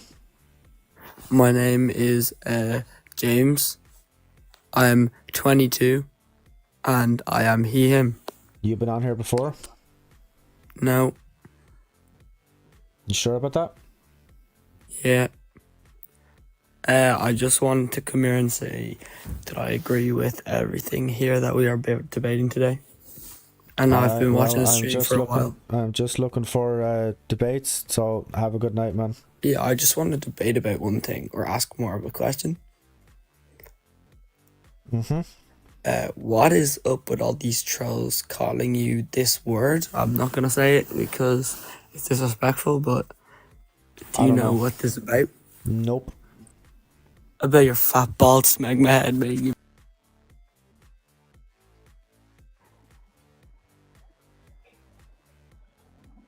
Yo, How you doing? What's your name, age, and pronouns? Never, 28, he, him. Okay, what do you disagree with on the board? Trans men or women. I just want to clarify one thing. Do you mean they're biological, what they identify with? No, so it wouldn't be a biological thing. It would just be gender. You can't change your sex, so you can change your gender.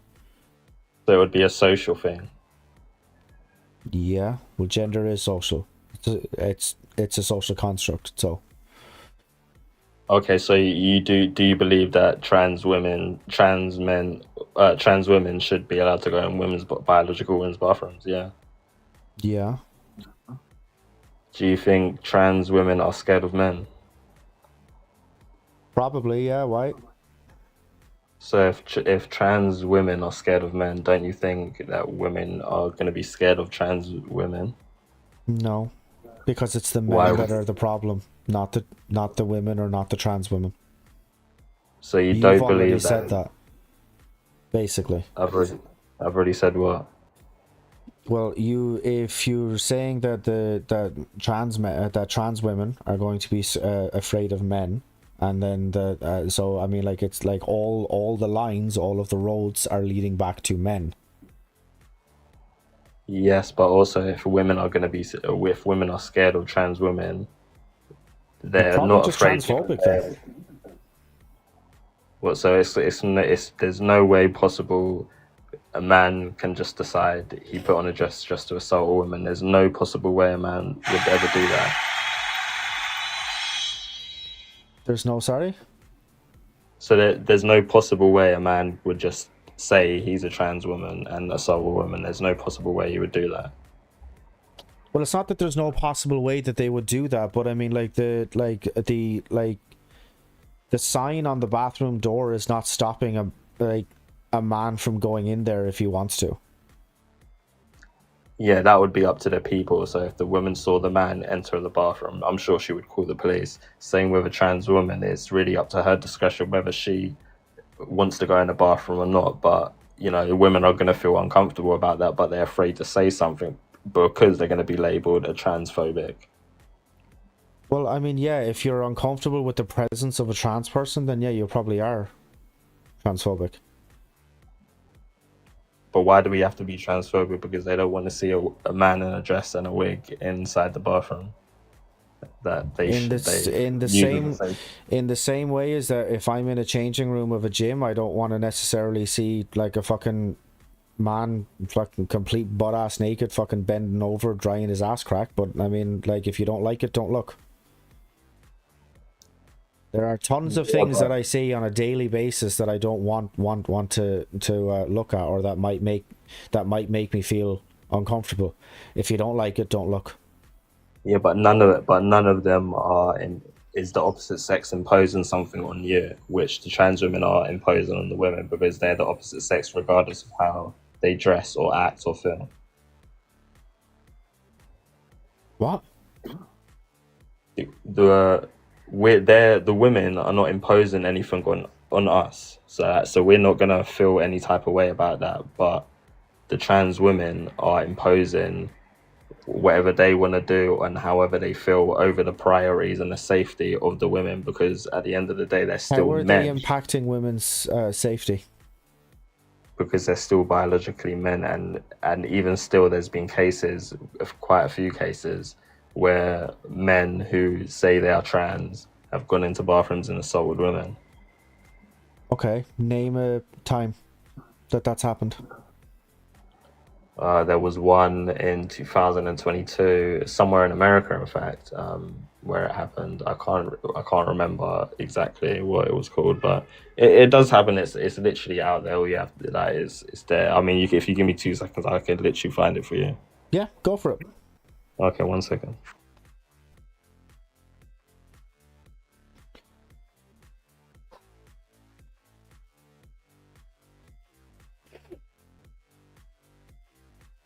There's also that one time at band camp.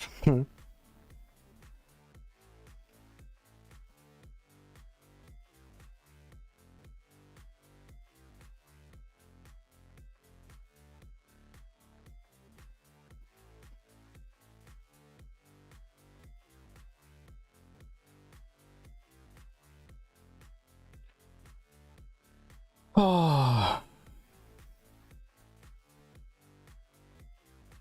I don't think this is going to work out as well as yeah. So I've got a document and statement from leeutah.gov. I'm sure that's an American website. I'm not sure how credible that is in America. I'm not too sure if you've ever heard of it, but yeah, it cites quite a few. I just have to keep going back and forth. So give me 1 more second. I'll reel them off for you, and we can talk about it. Okay.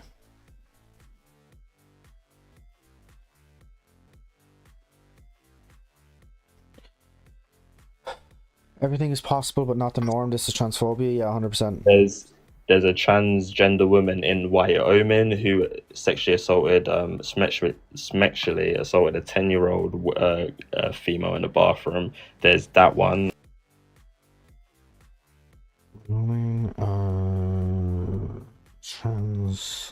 An Oklahoma transgender woman sexually attacked her classmate in the bathroom at their school. And there's a few more others, but yeah, there's 2 right there off the bat, both in America, both were charged. And one of the big ones where a man was charged for sex. So okay. All right. Okay. So literally one of the first sources that brought it up, right, which with that information in Wyoming, it leads to a PDF that was but basically the court findings. And it says there are no documented evidence of a transgender person in the United States ever causing an issue in the bathroom. We have real world issues to address. The transgender community is not one of them. Let's focus on improving things for our youth. So literally the case that you told me to look at in Wyoming. The Wyoming one, yeah. Yep, that's what that brought me to. Okay. So I looked up the accusation that you told me to look at, and the top search results. That's the one I clicked. Brought me to a source that said that there has literally never been a case of a transgender person attacking someone in a bathroom. Well, it will just go back to they said, she said, or no, because even though that they were. Well, it's not. He said.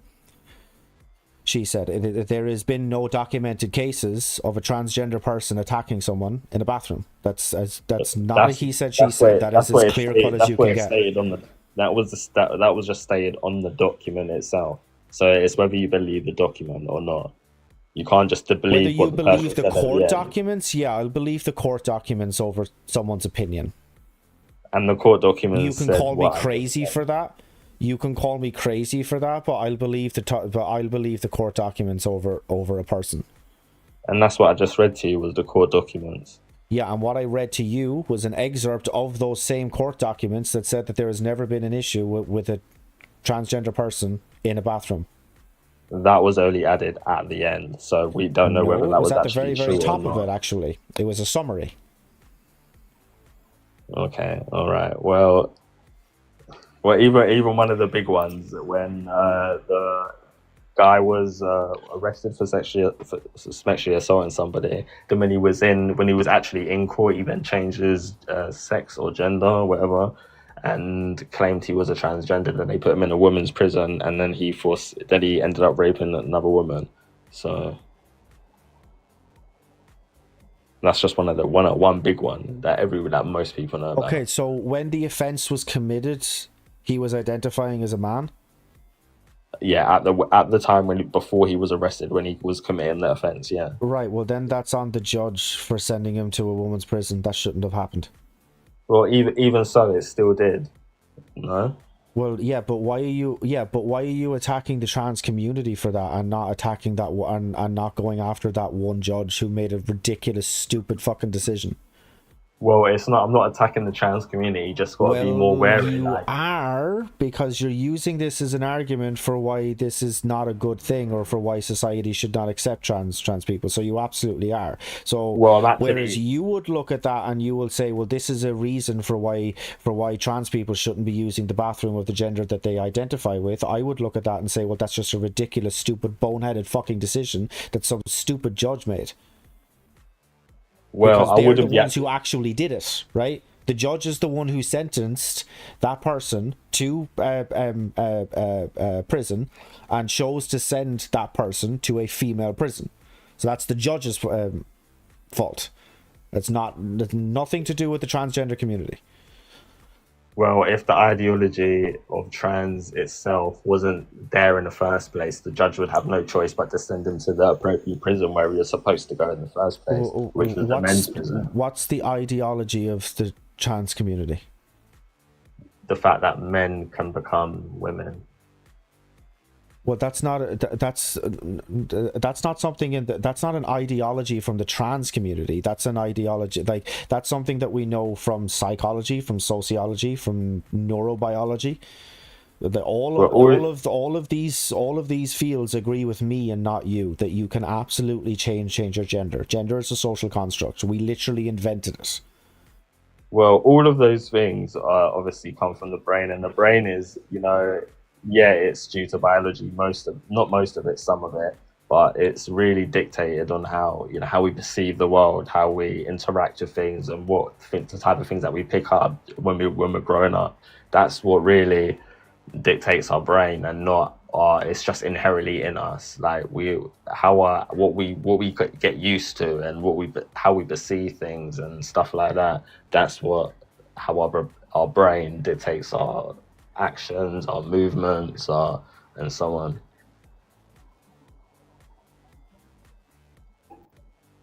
Okay, so do you believe that sex and gender are the same thing?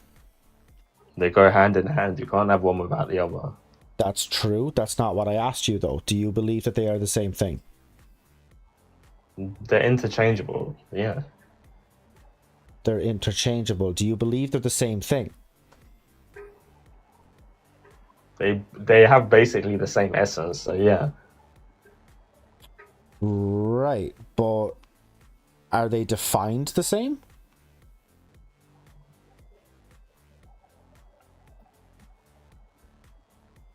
Well, not technically, no. So that would mean that they are different things then, correct? Well, not so much different things. Like you can't have one without the other thing. Like, it's not possible. And you can't have bridges without cars. Are bridges and cars the same thing? You can definitely have cars without bridges, and you definitely can have bridges without cars. Yeah. But the two of them go hand in hand, though, don't they? But you can have one without the other. You can't have sex without gender. You can't have gender without sex. Right, but cars and bridges, you can have you can have them both, or you can have them independently of each other.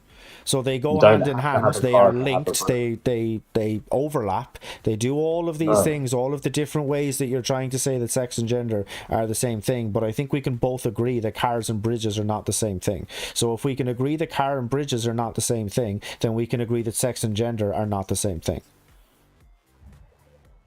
I don't think the analogy goes hand in hand. What part of the analogy doesn't make sense to you?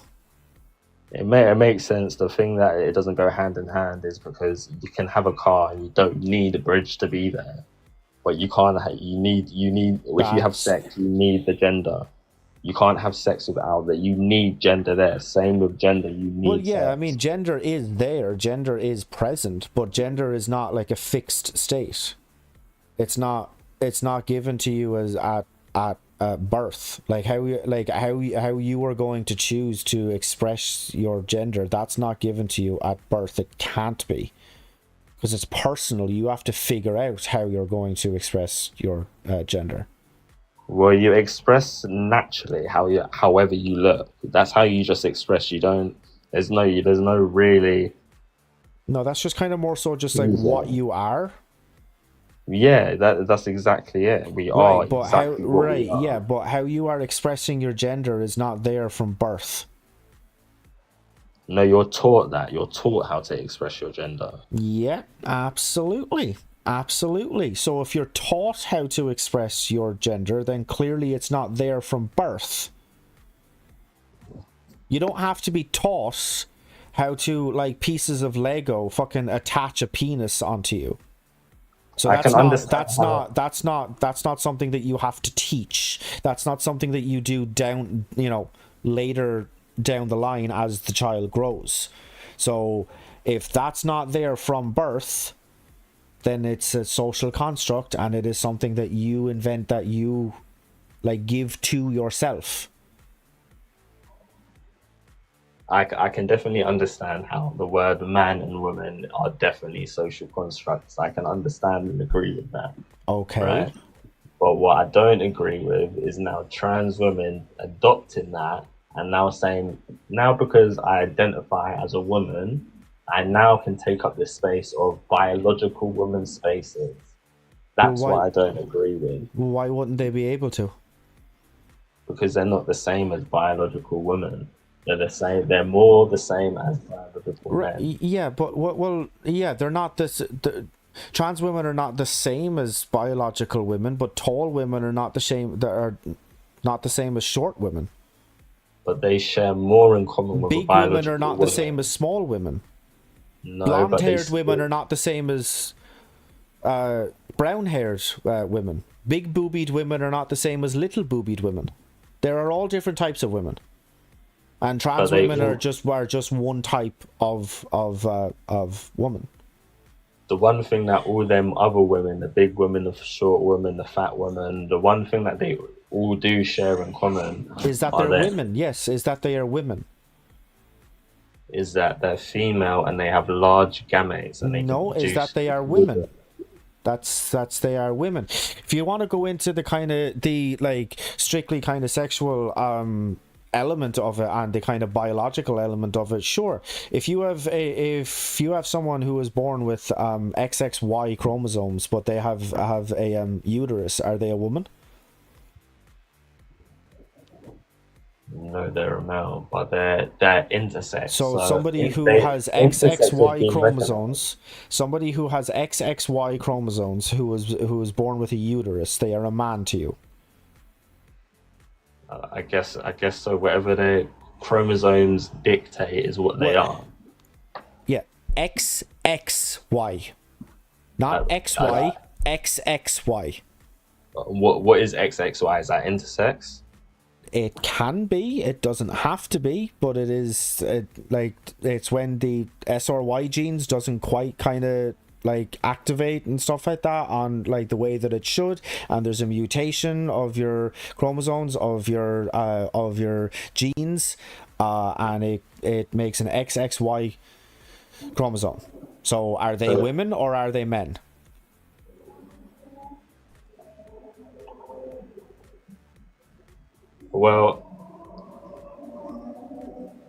Well, if scientists has already clarified that XXY is intersex, and you just said that they can be, what else can they be if they're not always intersex? Is the XXY? Well, What else can I they mean, be? that's exactly what I am saying, is that sex is not a strict binary either.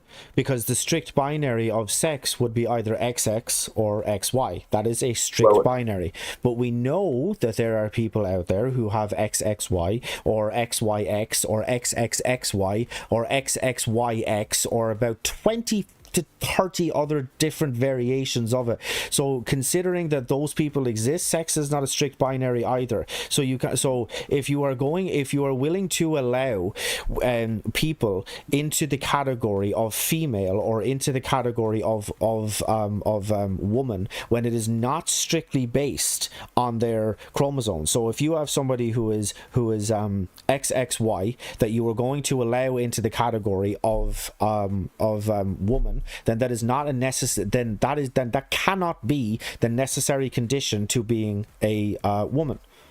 Well, so if that XXY has a uterus, has fallopian tubes, has ovaries, has breasts, and her phenotype or whatever, her physical look is womanly or looks like a woman, why wouldn't you say that person's a woman? That's what I'm saying. Well, exactly. If she That's exactly my point. And a trans person, when they are when they are phenotypically expressing and when they are socially expressing as a woman, then why would you not put them into the category of woman? That is exactly the question that I am asking you.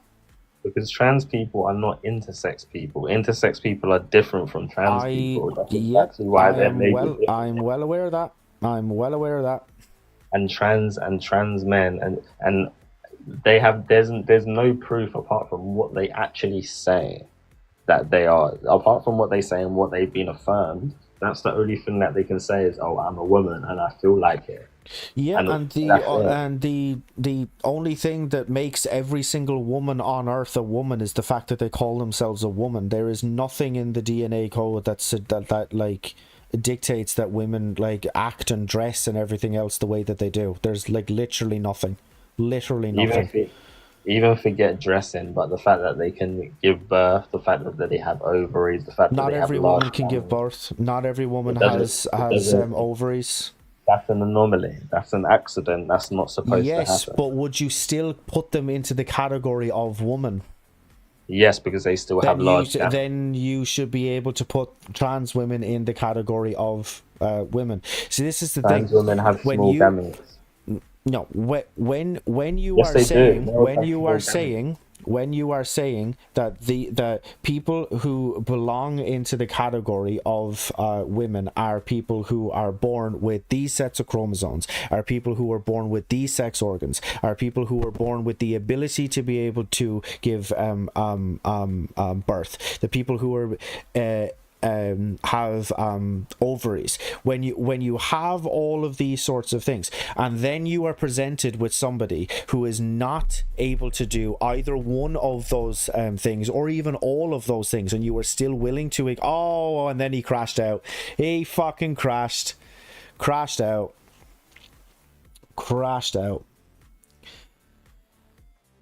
All right, we're going to go on to one more caller, and then we're probably going to be calling it a night then after that, as I've been streaming for almost 3 hours and I'm starting to get fucking tired. So, one more caller, and then we're going to be calling it a night.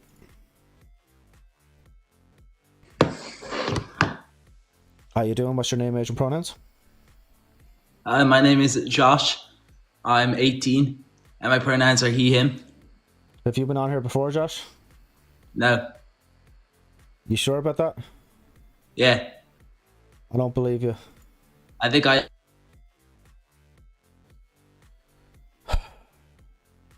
Guys, listen.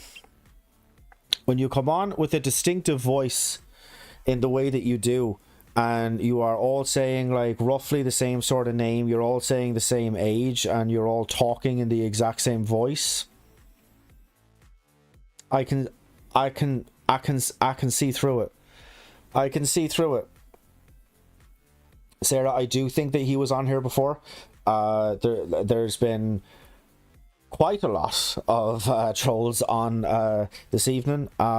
It's definitely unfortunate, but I said that I was going to do one more caller. He didn't last for very long, so we're going to go on to... Hello, how you doing? How you doing? What's your name, age, and pronouns? John, 19, he, him. Okay, what do you disagree with on the board?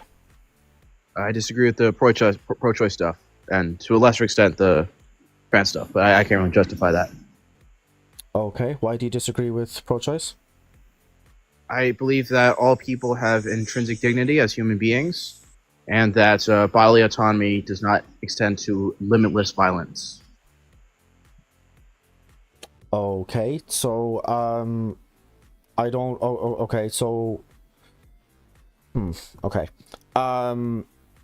Right. So why I am pro-choice is because until a fetus or a baby develops sentience, they do not meet the qualifications to meet the category of personhood, which means that I really don't care.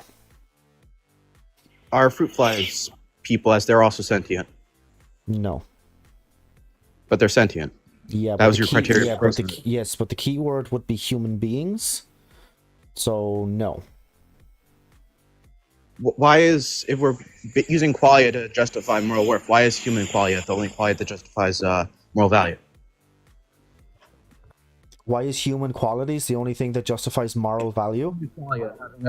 Human subjective experience. Why is that the only one with moral value? That's what we're using to determine moral value. Because they're the only ones with consideration, with they're the only ones with the sentience that can actually interact with one another, and then that can like cooperate and can do all of these sorts of things. And also they're the human being.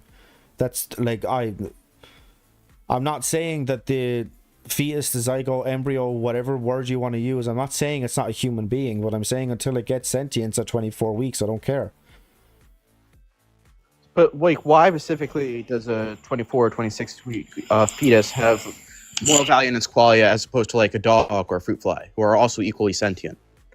Like, is it just the degree to which they can interact with? Because they are not human beings. But why is that integral to moral value if human beingness isn't like? Because it doesn't meet the qualifications to achieve personhood. I'm aware your qualifications for personhood is subjective sensory experience and human being, but why are those your criteria? Because why else? Because we don't give that to anything else, and like we don't give that to trees. Trees are aware of what like they're like alive in some sense. I don't care if somebody cuts one down. So if it doesn't have sentience, then I don't care. It doesn't meet the qualifications to have personhood, so I don't care. But you also don't care about like equally sentient fruit flies, right? Yes, because they are not human beings. That's the 4th time I've said that to you now. Okay, but you need to justify that. Like, if human beings don't have essential moral value, and it's based off of a cognitive benchmark, but that cognitive benchmark is not applied consistently in any other area, why only have that cognitive benchmark and human moral and humanity? Like, why are those the two?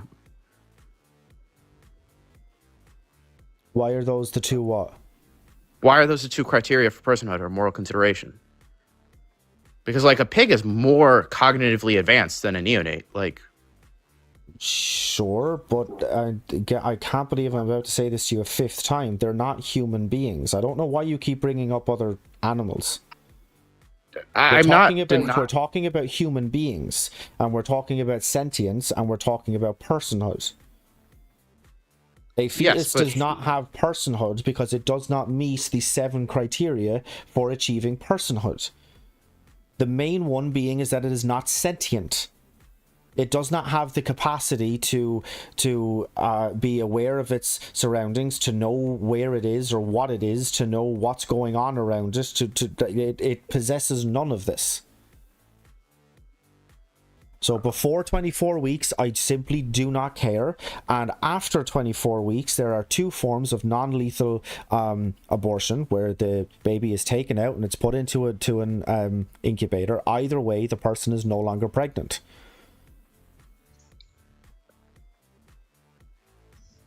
I fully acknowledge, and I don't think I've contradicted you. I agree with you that what you've said as your criteria for personhood is sentience and humanity. But if you're not essential in humanity and you're not essential in sentience, what about their overlap gives them a special quality? I have literally no idea what that question means. If sentience doesn't matter in itself and humanity doesn't matter in itself, why does the intersection of humanity and sentience matter?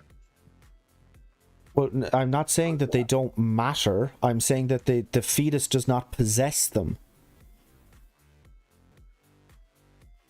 I agree with you that pre-24 weeks or some point a fetus is not conscious. But right. I'm asking, why is the criteria for personhood, specifically humanity and sentience, if neither of those categories in themselves have moral value? It's nothing to do with moral value. It's absolutely nothing to do with moral value. Personhood is an ethical concept. I can't remember the fucking... No, it was characteristics of it, wasn't it? Yeah, there we go.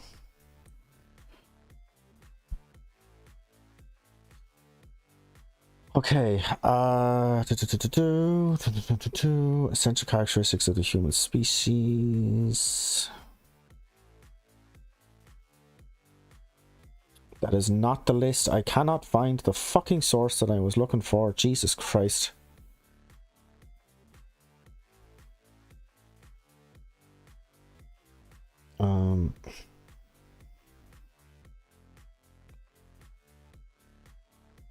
So the 8 characteristics of personhood are embodiment, network of beliefs, rationality, social relationships, language, reflection, autonomy, and rights.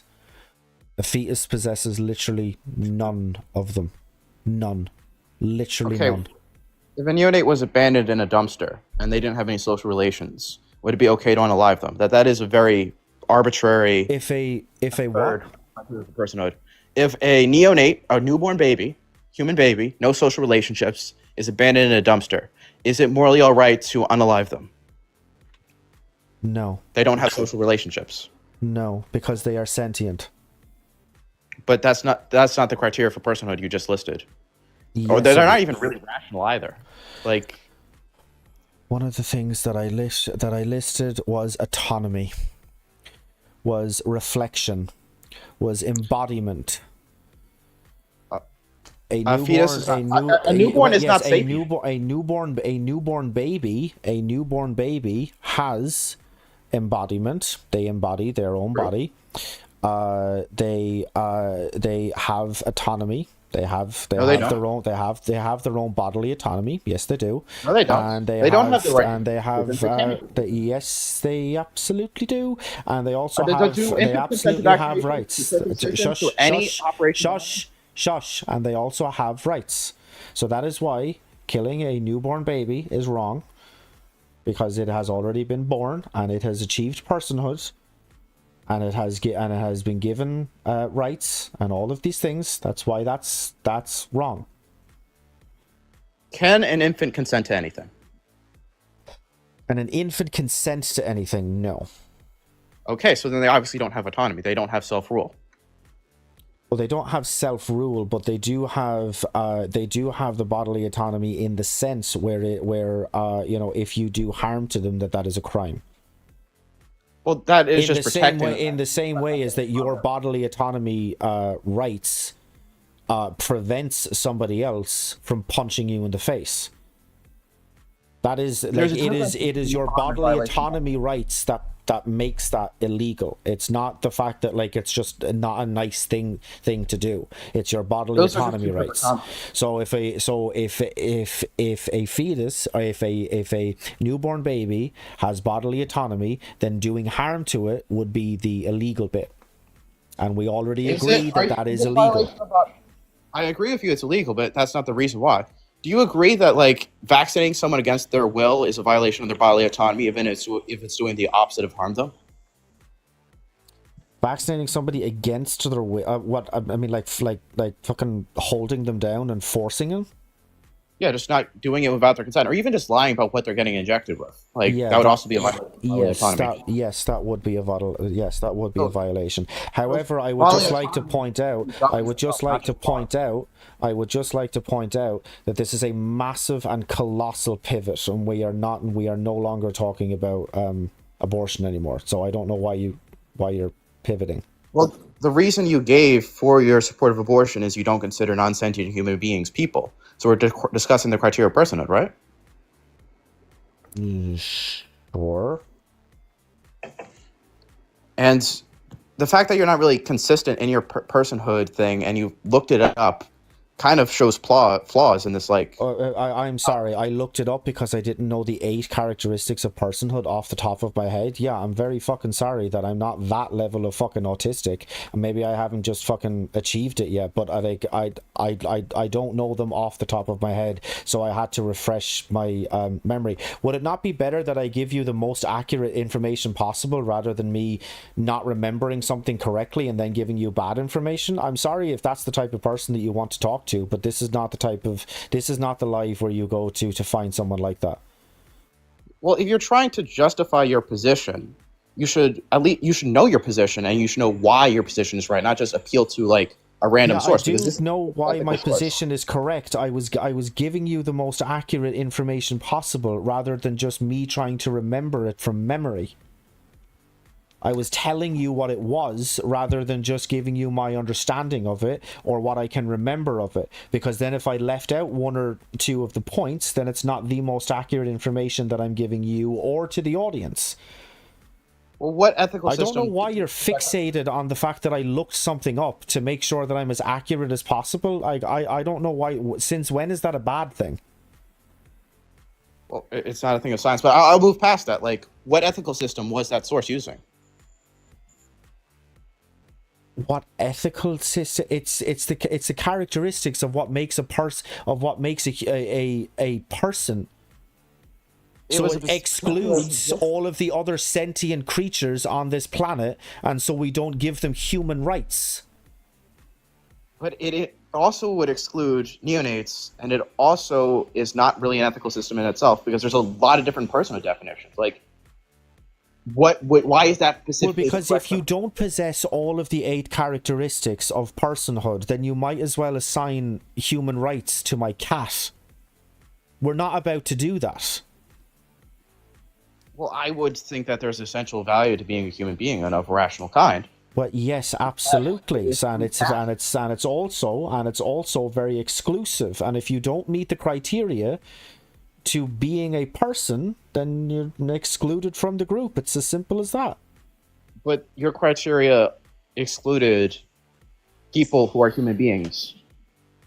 Like, if I'm in a coma for like 2 weeks and I can't make decisions for myself, I have no bodily autonomy. Am I no longer a person? No, you would still be a person because you once possessed it. You have now lost that ability, but a fetus has never gained that ability. Nor has an infant. They might get it if you kind of leave it be, but if that's what you're going to go with, then you're also saying that it is morally ethical to give a 5-year-old alcohol because they will be 18.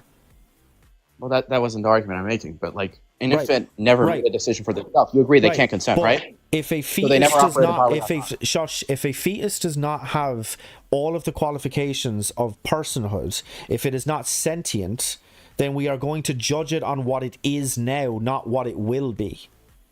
I agree with you. We should value the ethical value of entities by what they are currently and what is their nature.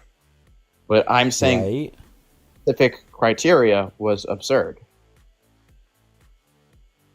What criteria was upset? If you take issue with the study, with the source, with the list of characteristics of personhood, I mean, like, that's on you. That's not on me.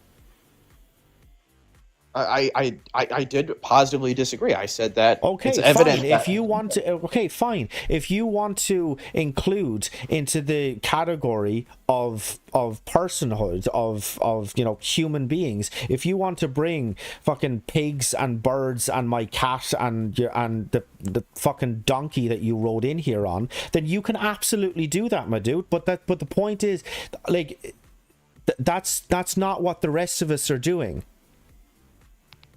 Is ethics just what people agree to? Of course it is. So then there's no truth to it. Every position would be equally correct because it's just a matter of opinion. No, not necessarily, because that's how democracy works. A bunch of people get together and they argue out about what should be ethical and what isn't, what should be moral and what isn't, and they form a society. And so you would say, like, if Uganda currently right now says that homosexuals are reprobates and have no ethical value and they should be unalived, just because that's the majority of what. But yeah, I think that that's wrong, but they might think that it's right. And there's no symmetry breaker between your opinions. Right, but there is there is, because you can kind of go down the route of like what is the most kind of I mean, like, what you base your morals on. Do you kind of favor harm reduction? Do you favor kind of mob rule? All of these other things. I do, though. I have to point out, I would be remiss if I did not point out, we have now pivoted so hard that we are no longer talking about abortion and we are talking about human rights. Can we get back to abortion? We came from abortion because we were discussing personhood and we're talking about the criteria of personhood. This is very cogent and direct. We're talking about just like, why are people ethically valued? Well, it's not because you brought up the people in fucking Uganda. As just trying to understand if you are a true moral relativist or a motivist, or you have a moral framework. Right. What does my moral framework have to do with this conversation? You can either debate with the points that I'm raising or you can't. You don't need to delve into my moral framework and how I arrive at a moral conclusion. You don't need to do that. We're discussing one of the conclusions you have, right? Like, that is what we're discussing. And if this is a product of your ethical system, I should know what your ethical system is, right? in order to engage with it. You need to know that it's a position that I hold. You don't need to know what my moral or ethical conclusion is. In the same way as that I don't need to know what your moral or ethical conclusion is in order to debate against you, because you'll notice that I haven't asked you a single question on that line. I mean, you probably should, because that's just kind of where we get. I mean, I don't need to. You don't need to know why things are right or wrong to say if something's right or wrong. I don't need to know why you think something is right or wrong in order to debate the point. I agree with you. You could just defend your position positively, but you can't just say this is my position and not give a justification. Right, but I mean, you haven't even laid out why you are pro life. You've said that you are, and you've tried to argue against some of the things that I've said, but you haven't actually given me a coherent reason as to why you are pro life. I told you my reasons. I believe in universal human personhood. I believe everyone who is of a rational form has innate moral value, and I believe that bodily autonomy should be restricted by the principle of double effect. Right. Okay. So what about just like consent? I don't think just because something is a violation of your consent, you necessarily are justified for limitless violence. Well, then you have no idea how consent works. You have literally no idea, and I hope that women stay the fuck away from you. If you grab my hair, do I have a right to unalive you immediately just because you're grabbing my hair? No. So there's a proportionality of self-defense. I'm sorry. Do you honestly think that? Do you honestly think that you just did something there? Do you honestly think that that was a point? Do you honestly think that that was a gotcha? Do you honestly think that somebody pulling on your hair because you're a bitch is in any way fucking comparable to what a woman's body goes through when they have a fetus in them? I'm not equivocating. Obviously one is more severe, but I'm saying that just a violation of consent in itself is not a justification for limitless violence. So you do think that that was a good point that you made, or you don't think that that was a good point that you made? I think it was a point in response to the notion that violations of consent necessarily violate limitless violence. That was what you asserted. Like, what is your degree of proportionality that you believe in? Because if something... Oh my god, okay. If something is in violation... Right, okay. So, if you... Do you think that consent to sex is consent to pregnancy? No. Right. So if you do not consent to the pregnancy, then what would be the justified way of rectifying and correcting your consent? It's the negative function. Like, obviously, you can enforce anything. Like, someone could stop consenting to having kidney function and want to unalive themselves. But we have the right to stop them from doing that because it's an act of violence. I'm just going to ask you the exact same question again. If you wanted to control that specific, if you had a desire to do that specific thing to end that relationship, violence would be the solution. I'm just going to ask you the same question again. I gave you a straight yes. No, until you start answering the question that I actually asked you, I'm just going to ask you the same question again.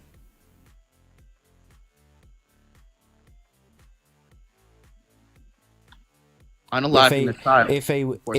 If a woman is pregnant and she does not consent to being pregnant, then what is the method of correcting her consent? That is the question I have asked you. Now answer it. And the pregnancy, that is just tautological. Just like if I wanted to end my kidney function, I would end my life. Like, that is just what I'm gonna give you one last chance to answer this very direct, very easy question. If a woman is pregnant and she does not consent to the pregnancy, then what is the method that we would use to correct that consent issue? Unaliving the child. Wonderful. You finally got there. So I'm sorry? I said that 3 times before. Well, no, you didn't, because you went on a whole fucking diatribe about fucking it's not proportional and all this other bullshit. So, okay. So if she does not consent to the pregnancy, and the only rational way of reconciling her consent is to unalive the baby, then why are you pro-life? Because I think that violence of that degree needs to be proportional. Right. Like no, if someone so the was correct rapid fire- so the correct answer, and it's one that I already alluded to earlier, is that you don't care or don't fully understand consent, and I think that women should stay the fuck away from you. I do not think that any violation of consent justifies unaliving someone. That is what I said, and you even agreed to that. No, if something is taking up your bodily resources, if something is engaging in a parasitic relationship with you, and you do not consent to it, then the only rational answer is to remove it. So can conjoined twins murder each other? No, because they are two separate sentient beings. Oh, but they're two separate sentient beings who have shared organs on which they rely on. Sure, And that but is they are two separate sentient beings. I don't know why this is so difficult for you. I do not know why this is so difficult for you. I have then you mentioned don't sentience actually as the believe thing in that bodily integrity, shush. I have mentioned sentience as the thing that that is the cornerstone for why I am pro choice. And now you are bringing up a whataboutism argument or example of two sentient beings. Why would you think that I would agree with you? Why would you think that I would answer you in any way that even resembles? Yeah, one can unalive the other, or any such kind of an answer. Why do you think that I was going to give you any kind of an answer like that when I have said that sentience is the most important thing as to why I am pro-choice? Why Because do you think that? You just oscillated to bodily and autonomy arguments. You just demonstrated the bodily integrity position, which is different than the sentience. Listen, I can explain it for you. I can't understand it for you. I have mentioned sentience I don't know how many times in the last 24 minutes exactly. I have no idea how many more times I have to say it. But you would agree that sentience is not really cogent to whether or not that you need to refrain from violence leading to a continuation of relationship with your bodily resources. I would agree that I would agree that anything that is impeding or that is negatively impacting your consent and or your bodily autonomy, whatever you need to do to rectify that problem, that's up to you. So then you would agree. If it is before 24 weeks, yeetus the fetus, and if it is after 24 weeks, there are two non-lethal forms of abortion that can and should be done. It's as simple as that. Okay. That is my position. Let's say after 24 weeks there is not a non-lethal way to end the abortion. Would you? Well, no, there is. There's two of them. So I'm not going to do this. I'm not going to shush. I'm not going to do this hypothetical pie in the sky. Oh yeah, well, what if there isn't a way of doing it, or what if there is? There is though. So I don't care about your whataboutisms. That's not even a whataboutism. That's hypothetical. But it's a stupid hypothetical, because the world that we live in, there are two methods of doing this where it is non-lethal. I don't like. What the fuck are we doing? You're giving me a hypothetical question, and you're posing a hypothetical question that is contradictory to the world that we live in. What if we don't have a non-lethal way of doing it? What if we haven't figured out how to live past 40? We can have that sort of a conversation if you want to, but it's fucking stupid, because we have figured out how to live past 40, and we have figured out two methods of a non-lethal form of abortion. So I don't care about your hypotheticals. It is directly cogent to whether your position is actually based off of bodily integrity or sentience, because you are oscillating between the two in contradicting ways. Just like it would be relevant, like the hypothetical about the violinist is cogent to the pro-life position. Like, it is just trying to test what is your actual ethical position. What is the actual ethical principle that justifies it right as right? Right, and now you're not even straw manning. You're putting an argument in my mouth that I didn't even make. I didn't make the fucking violinist argument. So why are you bringing it up? I'm saying that it's a hypothetical that would be relevant. that is against my but, position. Yeah, but it's not a hypothetical that I brought up. So can you engage with the arguments that I'm bringing up rather than just bringing in some other ones that maybe you or one of your stupid friends have heard? It's not even. You're not even. You're just making statements, and you're just refusing to engage with any argumentation on it. I am absolutely not refusing to engage with any arguments that you are bringing up. The point is, and the problem that we seem to be having, is that you don't have your listening ears on and you are not responding to an argument that I am actually making. You less than 30 seconds ago brought up the violinist argument. I did not make such an argument. So why are you bringing it up? And why are you saying that it's a hypothetical, good, bad, or indifferent? It doesn't matter. I didn't bring it up. You didn't bring it up. You brought up that hypothetical shouldn't be considered. I just said that I gave that as an example to why hypotheticals are valuable. But I didn't bring it up. I don't need to bring up the fucking violinist argument. And hypotheticals, sure, they can be valuable and they can be important when they are relevant. But you bringing up a whataboutism on whether or not we have our just imagine maybe we haven't figured out how to do a non-lethal abortion, but we have. So what's the point in even talking? What's the point in even going down that particular train of thought? It's pointless. It's stupid. We figured it out. We don't need to think about what if. Let's not even do it hypothetically. Let's say currently right now there are many places in the world, in the third world, from Palestine to Niger, who don't have NICUs where they can take care of the baby.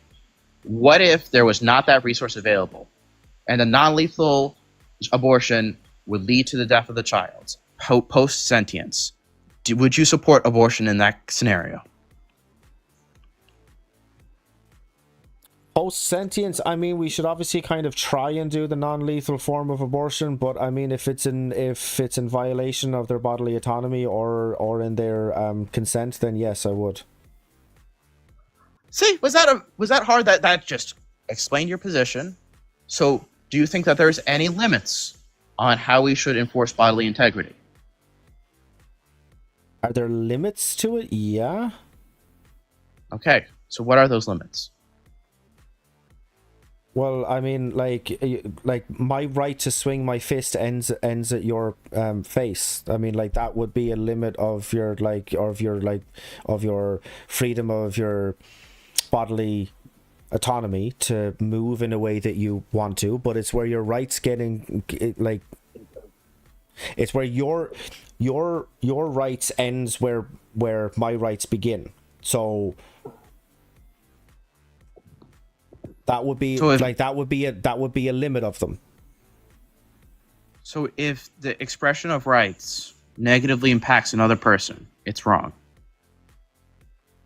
To a similar or lesser degree than they're currently affecting you. Ask me that again, but can you ask it in a straightforward fucking way? If someone is violating someone's bodily integrity, their violation can only be met with a violation of a similar or less than way to end that violation. So when I asked you to ask that question in a straightforward way, did you just not hear me, or like what exactly are you asking me? What's the question that you're asking me?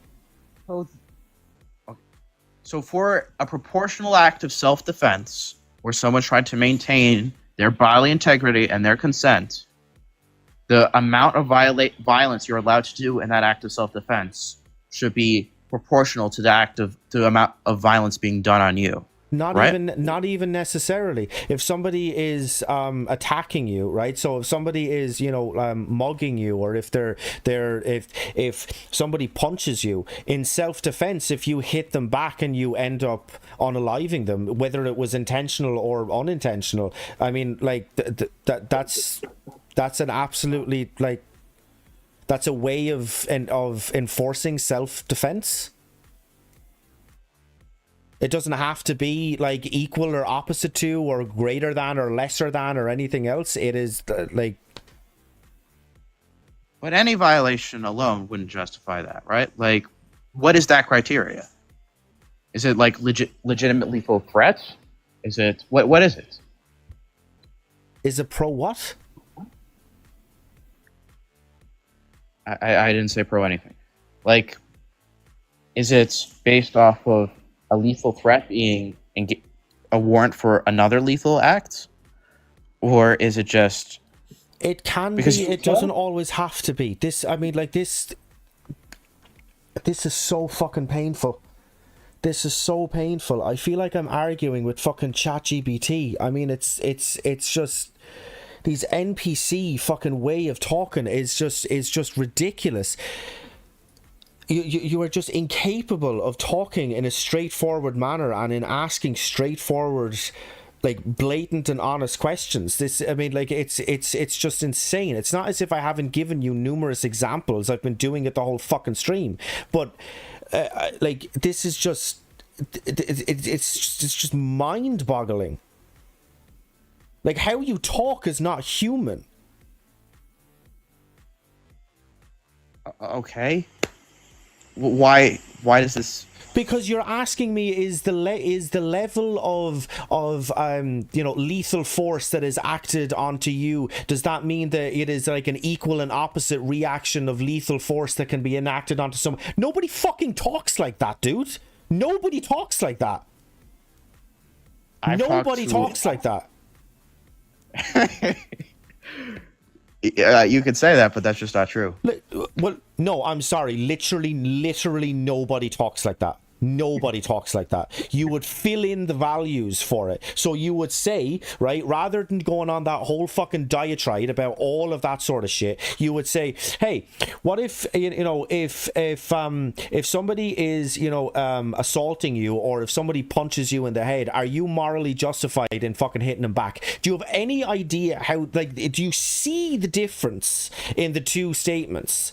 Yours and mine. Do you see the difference? So, okay. So Answer why the question. Do you see the difference? That's a yes or a no. You did an accentuated... So can you start talking like a human being? Okay. So why is it okay for a mother to unalive her post-sentient fetus in, like, Mali Because or it Niger? violates her consent.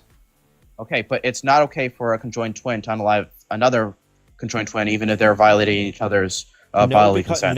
No, because they have all of the qualities and all of the attributes of personhood. So a fetus post 24 weeks does not fit your criteria of personhood, and that's why it's okay to unalive. It fits some of the criteria of personhood, but not all of them. What does... If you are talking about conjoined twins, you are talking about two kind of like grown people. You are talking about two sentient people. Because when you are talking about is it right for one to unalive the other, then you will be talking about a situation in which a surgery is being done in order to try and separate the two twins, and they would only be able to electively volunteer for that surgery if they were 18 plus. So and at 18 they would fit every single one of the criteria of personhood. So that's why that's not okay in one scenario, but it is in the other, because they don't hit all of the criteria of personhood. Okay, so is a 26-month-old born infant, and they are alive, are they a person? They would fit the majority of the characteristics of personhood, yes. But are they a person? Yes, that's what I just said. They would fit They the are majority fully a of the characteristics. No, they are not fully. Do you know what the majority means?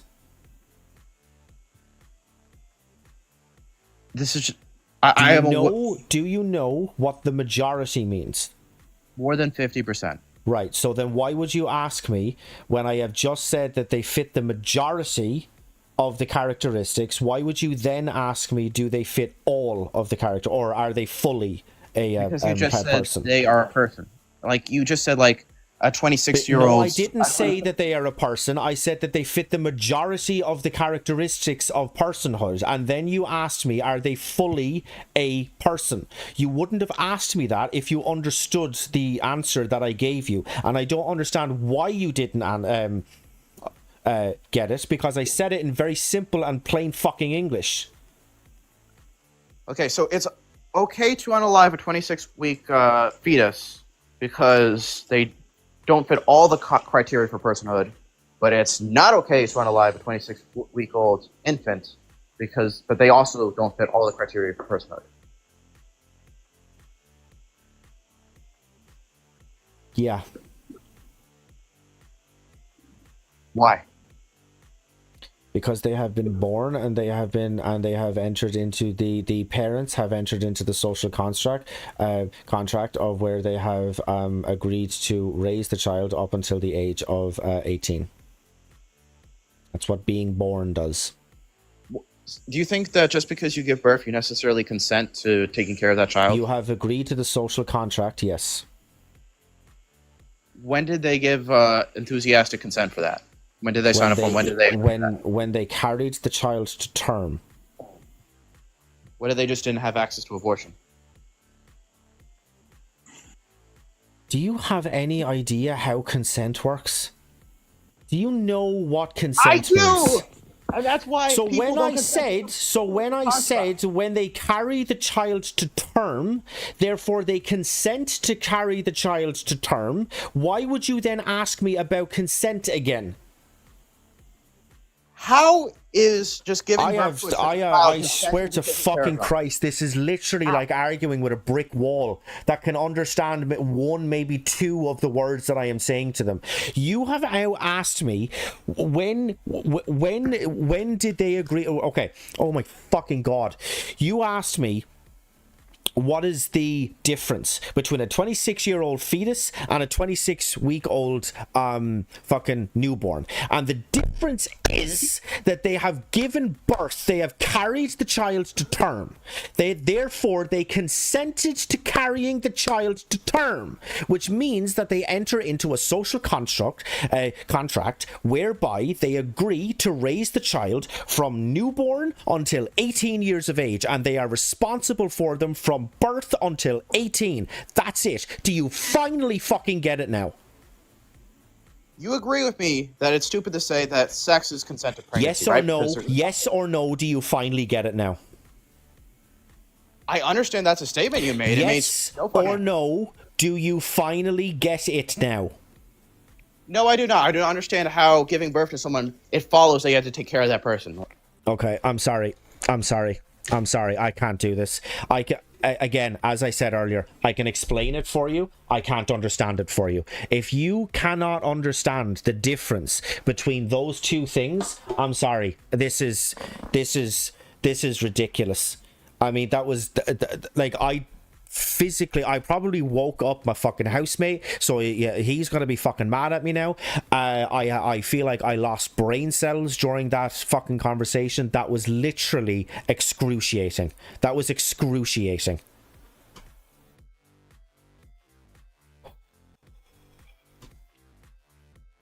Okay, anyway, I have been live for literally just under 4 hours. I am going to say thank you to each and every single one of you who have popped in. There has been people who were gifting like fucking crazy earlier. As I said in the stream, I have never, oh my God, Jesus Christ, I have never and I will never ask anybody to gift. It is 100% totally up to you. I love you all for it.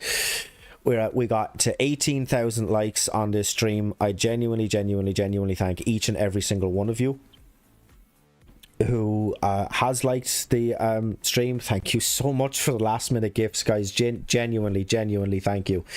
I am going to leave it there. However, I will be live again tomorrow night because, you know, St. Patrick's Day, it's a bank holiday, or I'm not in work on the Monday, so we're going to be streaming on tomorrow night. So pop back then and we shall talk again. Until then, guys, have a great rest of your night. And if you ever do find yourself in the situation where you were talking to a brick wall like I just was, end it before it gets to a half an hour. It'll be better for your sanity.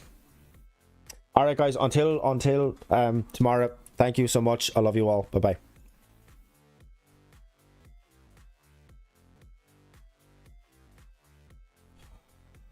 All right, okay, and over onto the YouTube side of it. Yes, thank you so much. Regio, you have been commenting along. Absolutely fucking fantastic, genuinely. You could have more of a meaningful conversation with a brick wall. Yeah, absolutely. I mean, like, he literally just did not understand a fucking word that I was talking. I felt like somebody fucking put in into fucking ChatGPT, hey, be the most arrogant version of yourself that you can possibly be, and then just talk with this dude. Like, that's literally what I felt like was fucking happening. Anyway, thank you so much to each and every single person who has showed up, who has been commenting along. It genuinely, it really does just, it just makes it makes the life. Anyway, until next time, guys, like, subscribe, do all of that YouTuber bollocks, and I'll talk to you in the next one. Peace out.